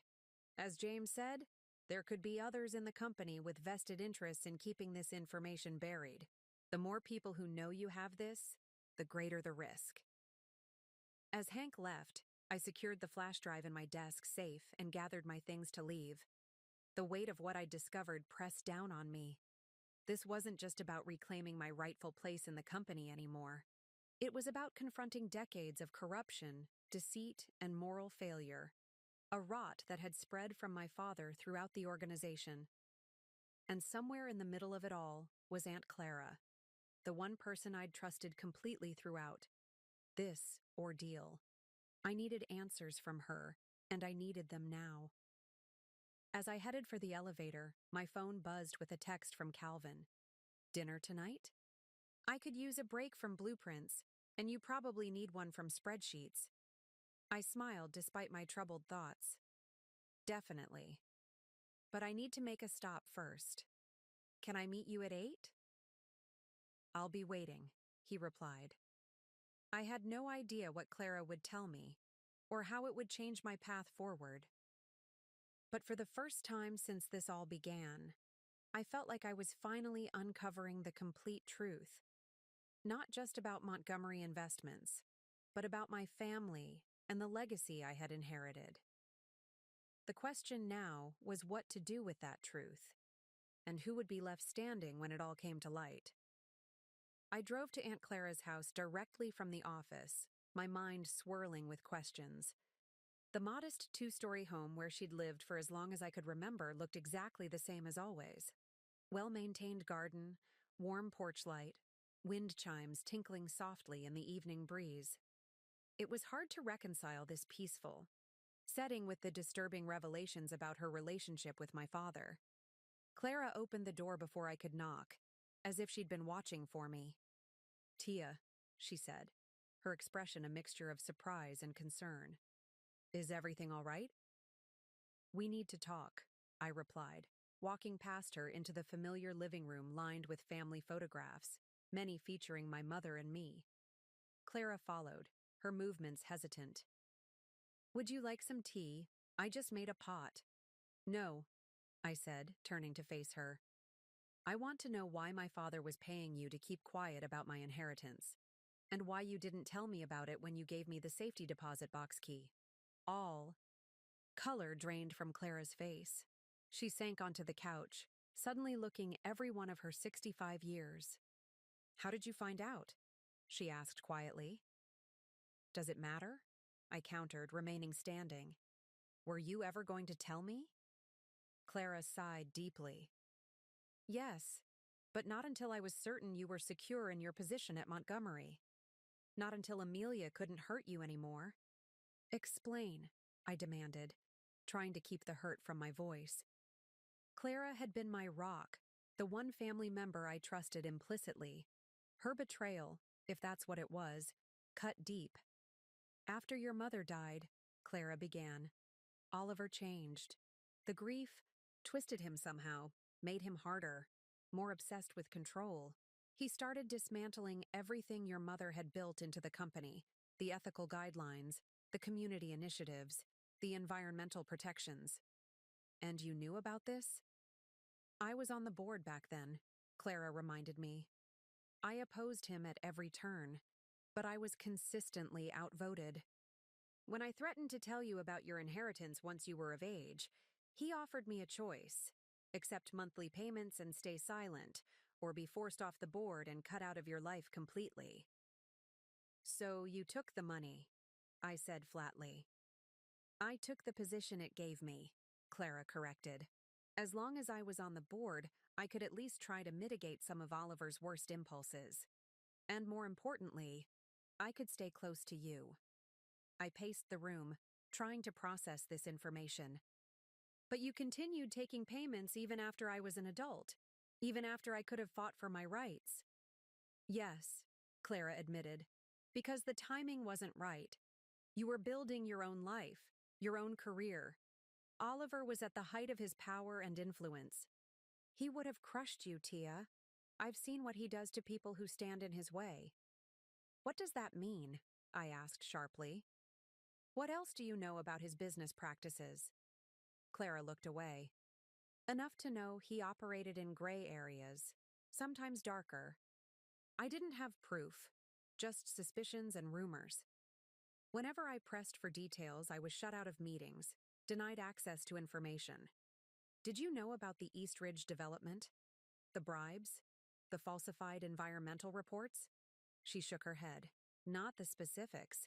But I suspected something wasn't right with that project. The approvals came too quickly, the obstacles disappeared too easily. I studied my aunt carefully, trying to determine if she was telling the truth. Her eyes were tired but clear, her expression open. Why give me the key after he died? Why not just tell me everything then? Because I promised your mother, Clara said simply.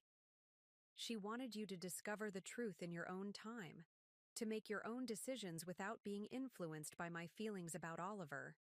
And, she hesitated, I was afraid. Of what? That you wouldn't understand, that you'd see only the money and think I'd betrayed you for it. Her voice cracked slightly. You're all the family I have left, Tia. I couldn't bear to lose you too. I sat down beside her, the anger draining out of me. I have evidence, I said quietly. Proof of what my father did. The offshore accounts, the bribes, all of it. James Weber brought it to me today. Clara's eyes widened. James? He swore he'd never speak of what he knew. He decided some things are more important than NDAs, I replied. Like making sure Montgomery Investments doesn't continue down the path my father set it on. What are you going to do with the information? Clara asked, concern evident in her voice. I don't know yet, I admitted. But I need allies, people I can trust completely. I thought you were one of them. I am, Clara insisted, taking my hand. I've always tried to protect you, even when I couldn't tell you the whole truth. Whatever you decide to do now, I'm with you. I wanted to believe her, and despite the initial shock of discovery, I found that I did. Clara had been caught in my father's web just as surely as I had been, making difficult choices in impossible situations. I need to know everything you know about the current board members, I said. Who might support ethical reforms? Who's firmly in Amelia's camp? Who might have been involved in my father's questionable decisions? Clara nodded eagerly. I can help with that. Harold Green is your strongest potential ally. He and your mother were close, and he's been uncomfortable with the company's direction for years. Patricia Winters and Michael Chen are swing votes. They prioritize stability but have expressed concerns about ethical issues in the past. As Clara continued outlining the power dynamics of the board, I felt a renewed sense of purpose. The evidence James had provided was powerful, but wielding it effectively would require strategic alliances and careful timing. By the time I left Clara's house to meet Calvin for dinner, I had a clearer picture of the battlefield and potential allies. Clara had promised to arrange informal meetings with Harold Green and other sympathetic board members, creating opportunities for me to share my vision privately before bringing it to a formal vote. Calvin was waiting at Riverside Bistro when I arrived, his concerned expression softening as I approached. Rough day? He asked, standing to pull out my chair. Enlightening, I replied, ordering a glass of wine from the passing server. And complicated. Want to talk about it? I hesitated. Calvin had been supportive throughout this ordeal, but bringing him deeper into the web of corporate intrigue and potential legal issues felt unfair.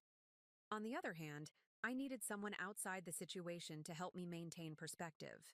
I discovered some things about my father's business practices, I said carefully. Things that could potentially damage the company if they became public. Calvin listened attentively as I outlined the situation in general terms, without sharing. Specifics that might put him in a difficult position legally. Sounds like you're at a crossroads, he observed when I finished. Use this information as a weapon against Amelia, or try to address the underlying issues without destroying the company. Exactly, I sighed. The easy path would be leveraging this to force Amelia out. But that doesn't solve the deeper problems: the culture my father created, the ethical corners that were cut, the people who were hurt. What would your mother want you to do? Calvin asked gently. The question caught me off guard. Throughout this process, I'd been focused on reclaiming what was rightfully mine and standing up to the father who had rejected me. But Calvin was right. My mother's legacy was equally at stake. She'd want me to fix what's broken, I said slowly. Not just claim my share of ownership, but transform the company back into what it was meant to be. Then that's your answer, Calvin said. The question isn't whether to use this information, but how to use it to create lasting change rather than just winning a power struggle. As we continued our dinner, the outline of a plan began to form in my mind. I would need to build a coalition of allies within the company, not just board members, but department heads, project managers, and influential employees who shared my vision for a more ethical Montgomery Investments. With enough internal support, I could present both the evidence of past wrongdoing and a clear path forward, one that addressed the sins of the past while creating a better future. It wouldn't be easy, and Amelia would fight me every step of the way, but for the first time, I truly believed it was possible. Thank you, I told Calvin as he walked me to my car after dinner, for helping me see the bigger picture. That's what I've always loved about you, Tia, he said, his voice soft in the evening darkness.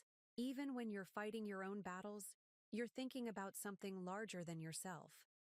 As he leaned down to kiss my cheek, I turned slightly, and our lips met instead.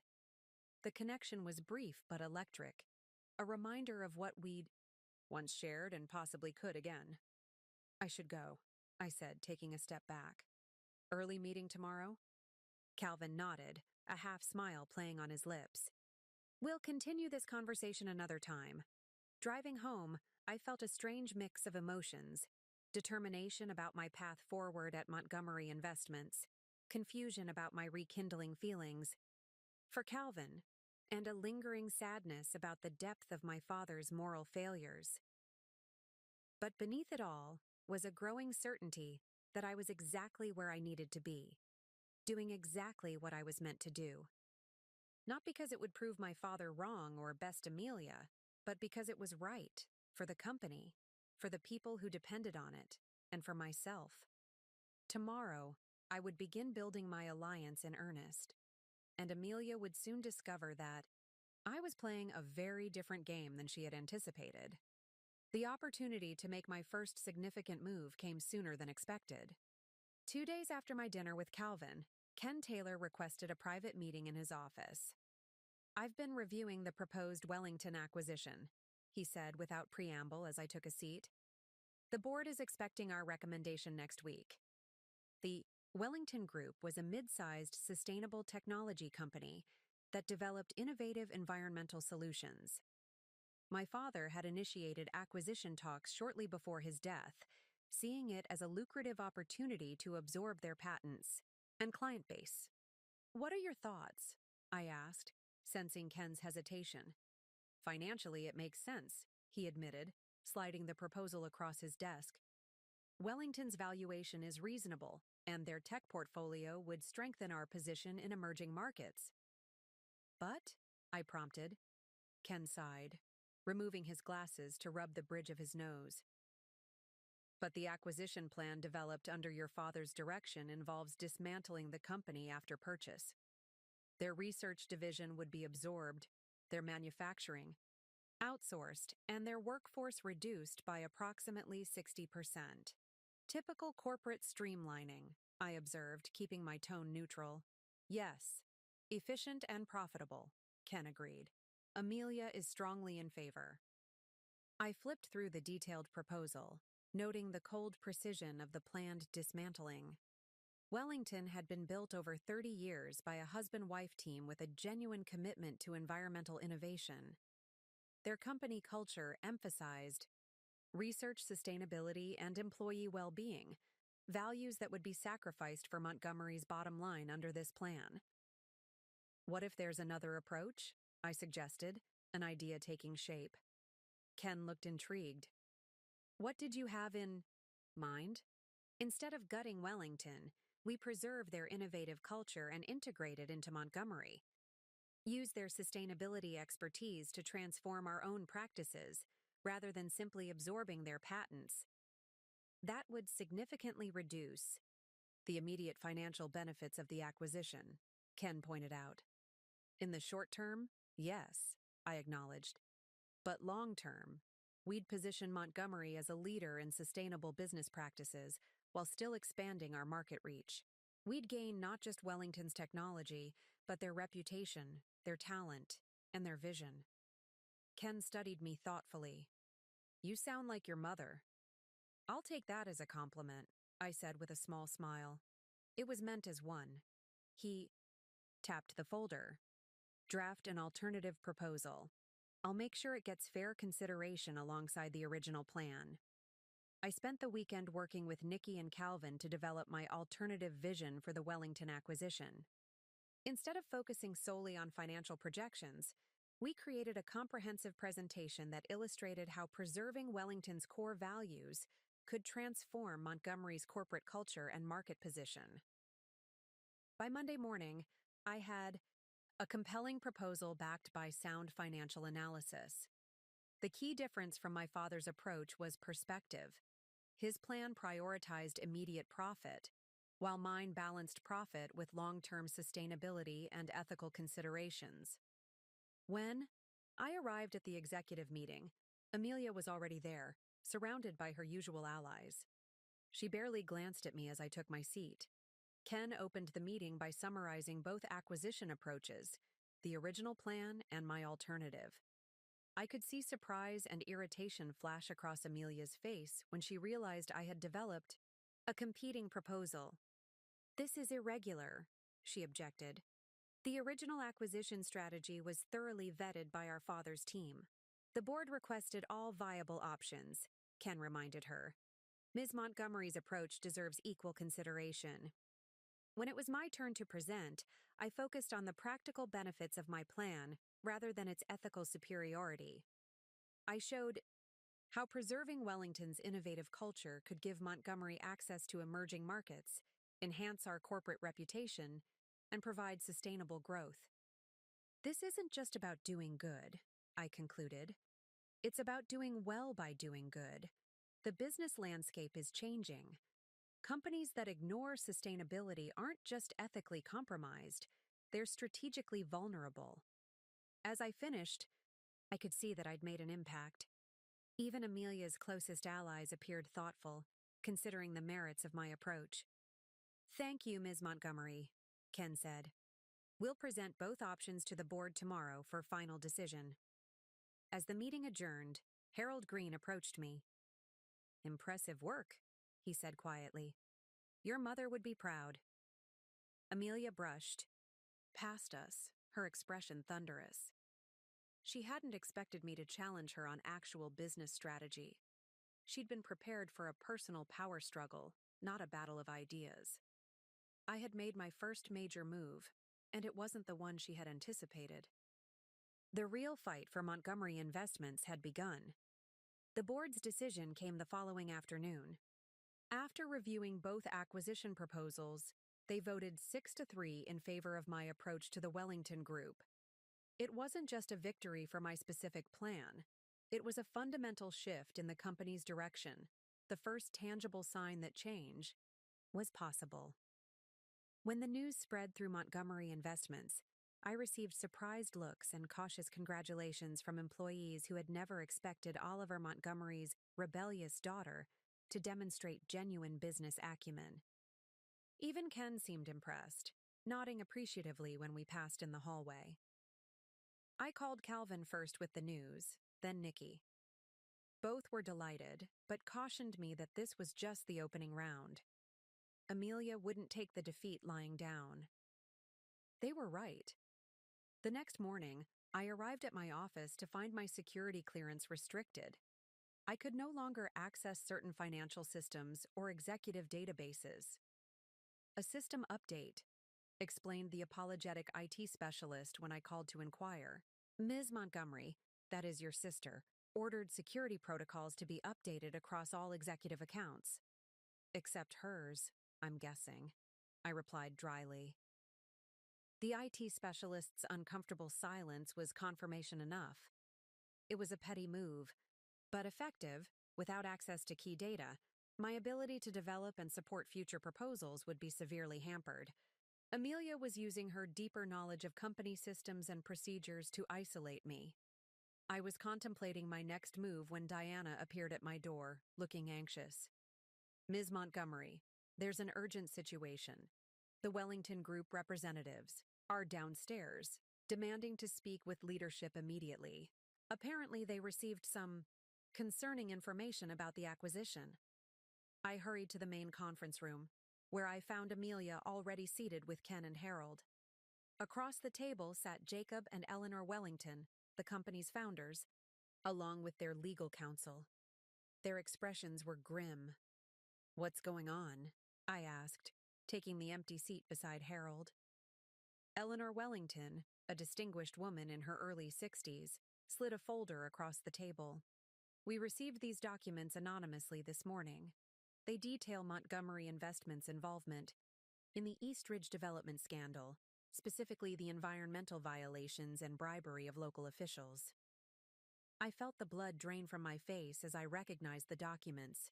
They were from James Weber's flash drive, information I had shared, with no one except Hank and Clara. "These allegations raise serious concerns," Jacob Wellington continued. "Our company was founded on principles of environmental stewardship and ethical business practices. We cannot, in good conscience, proceed with an acquisition by a company with this history, regardless of how attractive the current proposal might be." Amelia's expression remained impassive, but I could see the triumph in her eyes. She had sabotaged the acquisition deliberately, preferring to destroy the deal entirely, rather than see my vision implemented. "Mr. and Mrs. Wellington," I said carefully, "I understand your concerns. These documents reflect past leadership decisions that do not represent the company's current direction or values." "Current direction?" Eleanor echoed skeptically. "Your father's approach to business is well documented, and from what we understand, your sister has been positioned as his successor and maintained his policies. Why should we believe anything has changed?" Before I could respond, Amelia interjected smoothly. "Mrs. Wellington, you're absolutely right to question our commitment to change. The truth is, Montgomery Investments has operated under certain pragmatic principles for decades. My sister's recent proposal represents her personal vision, not necessarily the company's established approach." Her message was clear. She was deliberately undermining the acquisition while making sure the Wellingtons saw her as the honest one and me as offering empty promises. "Perhaps," Ken suggested, "we could take a brief recess to discuss these concerns privately before continuing."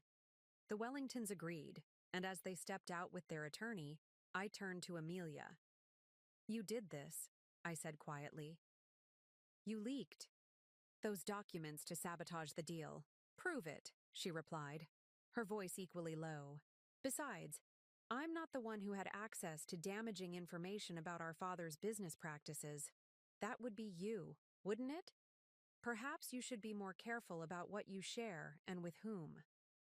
The implication was clear. She knew about my meetings with James Weber and possibly even my conversations with Aunt Clara. The circle of people I could trust was shrinking rapidly. "This isn't over," I told her. "You're right," Amelia agreed, standing to leave. "It's just beginning. You won your little victory with the board, but I've spent years learning how this game is really played. You should ask yourself how much you're willing to lose to win." As she walked out, Harold gave me a sympathetic look. "The gloves are coming off," he observed. "Be careful, Tia. Your sister fights to win, regardless of the cost. I nodded, already, formulating my next move. Amelia had escalated from corporate maneuvering to outright sabotage. If I was going to save both the Wellington acquisition and my larger vision for Montgomery Investments, I would need to take risks I hadn't previously considered. The battle for my father's legacy had just become a war. I spent the next 2 days in damage control mode, working with Ken and Harold to salvage the Wellington acquisition. We managed to convince Jacob and Eleanor to postpone their decision, giving us time to demonstrate Montgomery's commitment to ethical reform. But Amelia's sabotage had done its work. The Wellingtons remained deeply skeptical. On Thursday morning, I arrived at the office to find an unusual number of employees gathered in the lobby, whispering amongst themselves. Conversations abruptly ceased when they noticed me, replaced by uncomfortable glances. "What's going on?" I asked Diana when I reached the executive floor. She handed me a tablet displaying the company-wide email that had been sent an hour earlier. It was from Amelia, announcing an emergency board meeting scheduled for tomorrow morning to address serious concerns about leadership stability and decision-making processes. "There's more," Diana said hesitantly. "The internal message boards are active this morning." I logged into the corporate intranet and immediately understood the whispers in the lobby. Somehow, personal details about my life had been posted anonymously. Everything from my college financial struggles to client disputes in my design business, to details about my breakup with Calvin. The posts stopped just short of outright defamation, but painted a picture of someone unstable, unreliable, and unfit for corporate leadership. The source was obvious. Only Amelia had both the motivation and the resources to dig into my past this way. She was undermining me publicly, trying to turn employees and board members against me before the emergency meeting. I was still processing this when my phone rang. Valerie, calling for the first time since the will reading. "We need to talk," she said without preamble. "Not at the office. Meet me at Riverside Park near the fountain in an hour." I considered refusing, but curiosity won out. "Fine. 1 hour." Valerie was already waiting when I arrived, elegant as always in a tailored pantsuit, sunglasses hiding her expression. "Thank you for coming," she said, gesturing to a secluded bench. "What do you want, Valerie?" I asked, remaining standing. She removed her sunglasses, revealing tired eyes. "To warn you, Amelia is planning something for tomorrow's board meeting, something that goes beyond normal corporate politics." I studied her skeptically. "Why would you tell me this? You've always supported her over me." "Because she's becoming exactly like your father in his final years," Valerie said quietly. "Obsessed with control, willing to destroy anyone who challenges her. It's concerning." "Concerning enough that you've switched sides?" "I haven't switched sides," Valerie corrected. "I'm trying to prevent a disaster. Amelia has obtained access to your personal financial records. She plans to present evidence to the board that you've been approaching Montgomery clients for your private design business, using your position for personal gain." I stared at her in shock. "That's completely false." "I know," Valerie surprised me by agreeing. "But she has documents that suggest otherwise. Emails, meeting records, client testimonials. They've been altered. She's fabricating evidence to get me removed," I realized, anger building. "And you're okay with this?" Valerie looked away. "I didn't know how far she would go until recently. Your father taught her to win at all costs, and she learned the lesson too well." "Why tell me now?" she hesitated. "Because despite everything, you're still Oliver's daughter, and what Amelia is doing, he wouldn't have wanted this." As Valerie walked away, I knew one thing for certain. Tomorrow's board meeting would determine not just my future at Montgomery Investments, but the very soul of the company. The boardroom was packed the next morning. Every board member was present, along with key executives, Hank, and Amelia's legal team. The tension was palpable as I took my seat opposite Amelia, who couldn't quite hide her smug confidence. Harold called the meeting to order, his expression grave. Ms. Montgomery has requested this emergency session to address what she describes as serious concerns about company leadership. She has the floor. Amelia rose smoothly, distributing folders to each board member. Thank you, Harold. I regret the necessity of this meeting, but recent events have forced me to bring certain matters to the board's attention. She launched into a meticulously crafted presentation, outlining my supposed ethical breaches, specifically using my position at Montgomery to divert clients to my design business. The evidence appeared damning. Emails showing me discussing projects with Montgomery clients, meeting records indicating private consultations, even client testimonials confirming they'd been approached for outside work. While I understand the desire to maintain one's independent career, Amelia concluded, her voice dripping with false sympathy, such conflicts of interest cannot be tolerated at the executive level. I formally request that the board remove Tia Montgomery from her position as co-chair, effective immediately. All eyes turned to me. I had spent the night preparing for this moment, knowing that my response would determine everything.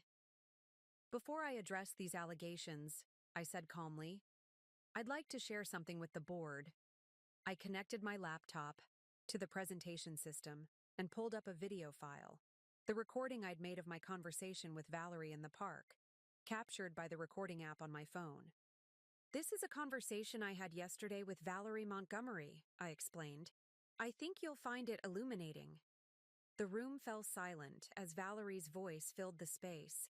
Amelia has obtained access to your personal financial records. She plans to present evidence to the board that you've been approaching Montgomery clients for your private design business. They've been altered. Amelia's face drained of color. This is, you can't, inadmissible in court perhaps, I acknowledged, but more than sufficient for this room. I turned to the board members. The documents you've been given are fabrications, created to remove me because I represent a different vision for Montgomery Investments than the one Amelia and my father embraced. I took a deep breath, knowing my next move was risky. But this goes beyond personal rivalry. It speaks to the fundamental character of this company and the legacy we choose to uphold. I connected a flash drive, a copy of James Weber's evidence, to my laptop. For too long, Montgomery Investments has operated in ethical gray areas. Under my father's leadership, and with Amelia's knowledge, the company engaged in practices that violated not just moral principles, but legal ones. Gasps filled the room as I displayed examples of the offshore accounts, the falsified environmental reports, the bribery evidence. This is the true Montgomery legacy, one of corruption, masked by success, of profit at any cost. That's enough, Amelia shouted, standing abruptly. These are baseless accusations. They're documented facts, I countered. And they leave us with a choice. We can continue down this path, or we can change course.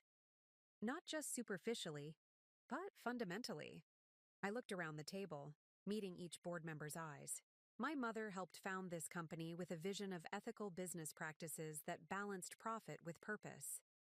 I'm asking you to help me restore that vision, not because it's morally right, though it is, but because it's the only sustainable path forward in today's business environment.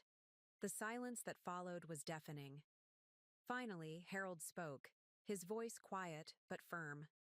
I move that we adjourn to consider these matters in private executive session. Ms. Tia Montgomery and Ms. Amelia Montgomery will recuse themselves while the board deliberates.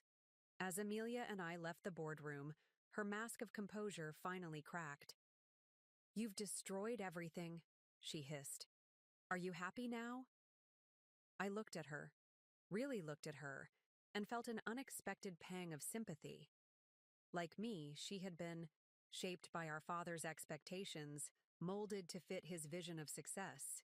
The difference was that I had eventually broken free, while she had become his perfect reflection.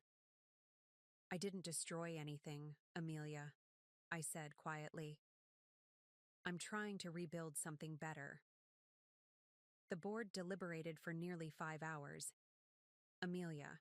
And I waited in separate offices, the tension stretching like an elastic band pulled to its breaking point. When Diana finally came to escort me back to the boardroom, her expression revealed nothing. All the board members looked exhausted, but resolute. Amelia was already seated, her face a careful mask of composure. Harold, as the most senior director, spoke first. After careful consideration of all evidence presented today, the board has reached several decisions. He unfolded a piece of paper. First, regarding the allegations against Tia Montgomery. We find no credible evidence of ethical breaches or conflicts of interest. These charges are dismissed. Amelia's fingers tightened around her pen, but she remained silent. Second, regarding the evidence of historical misconduct at Montgomery Investments. We acknowledge the seriousness of these issues and commit to a full internal investigation, with appropriate remedial actions to follow. Harold paused, his gaze moving between Amelia and me. Finally, regarding leadership, the co-chair arrangement has proven untenable. The board has concluded that Montgomery Investments requires a single, clear vision to move forward. My heart sank. Despite everything, Amelia's deeper knowledge of the company operations and her years of grooming by our father would likely tip the scales in her favor. Therefore, Harold continued, effective immediately, Amelia Montgomery will step down as co-chair and remain on the board as a director. Tia Montgomery will assume the position of CEO with a mandate to implement ethical reforms while maintaining profitability. The shock on Amelia's face mirrored my own. This is outrageous, she sputtered. I've dedicated my entire life to this company while she demonstrated the vision and ethical clarity this company needs, Ken interrupted firmly. The vote was 7-2, Amelia. It's done. 3 months later, I stood at the podium during Montgomery Investments' annual shareholder meeting presenting our new corporate direction. The room was packed with investors, employees, media, and special guests, including Jacob and Eleanor Wellington, whose company was now part of Montgomery through a revised acquisition that preserved their autonomy and ethical standards. In our first quarter under new leadership, I concluded, we've not only maintained profitability but improved our market position by embracing sustainability and ethical business practices. Montgomery Investments is entering a new era, one that honors our founding principles while embracing the challenges of the future. The applause was gratifying, but more meaningful was the pride I saw in Aunt Clara's eyes as she sat in the front row. Beside her sat Calvin, who had been my rock throughout the transition, offering perspective, support, and eventually love rekindled. After the presentation, I found a quiet moment alone in what had once been my father's office, now mine. I'd redecorated, removing the imposing mahogany desk and dark curtains, replacing them with a lighter, more collaborative space. But I'd kept one thing, a photograph of my mother that I'd found in her journal, showing her on the day Montgomery Investments was founded. She looked confident, visionary, her eyes bright with purpose. Ms. Montgomery? Diana called from the doorway. The Wellington team is ready for your meeting. Thank you, Diana. And please, it's still just Tia. As I gathered my notes, I caught sight of my reflection in the window. Confident, centered, at peace. The journey to reclaim my inheritance had transformed me in ways I hadn't anticipated. I'd started seeking justice for myself but ended up finding purpose for many.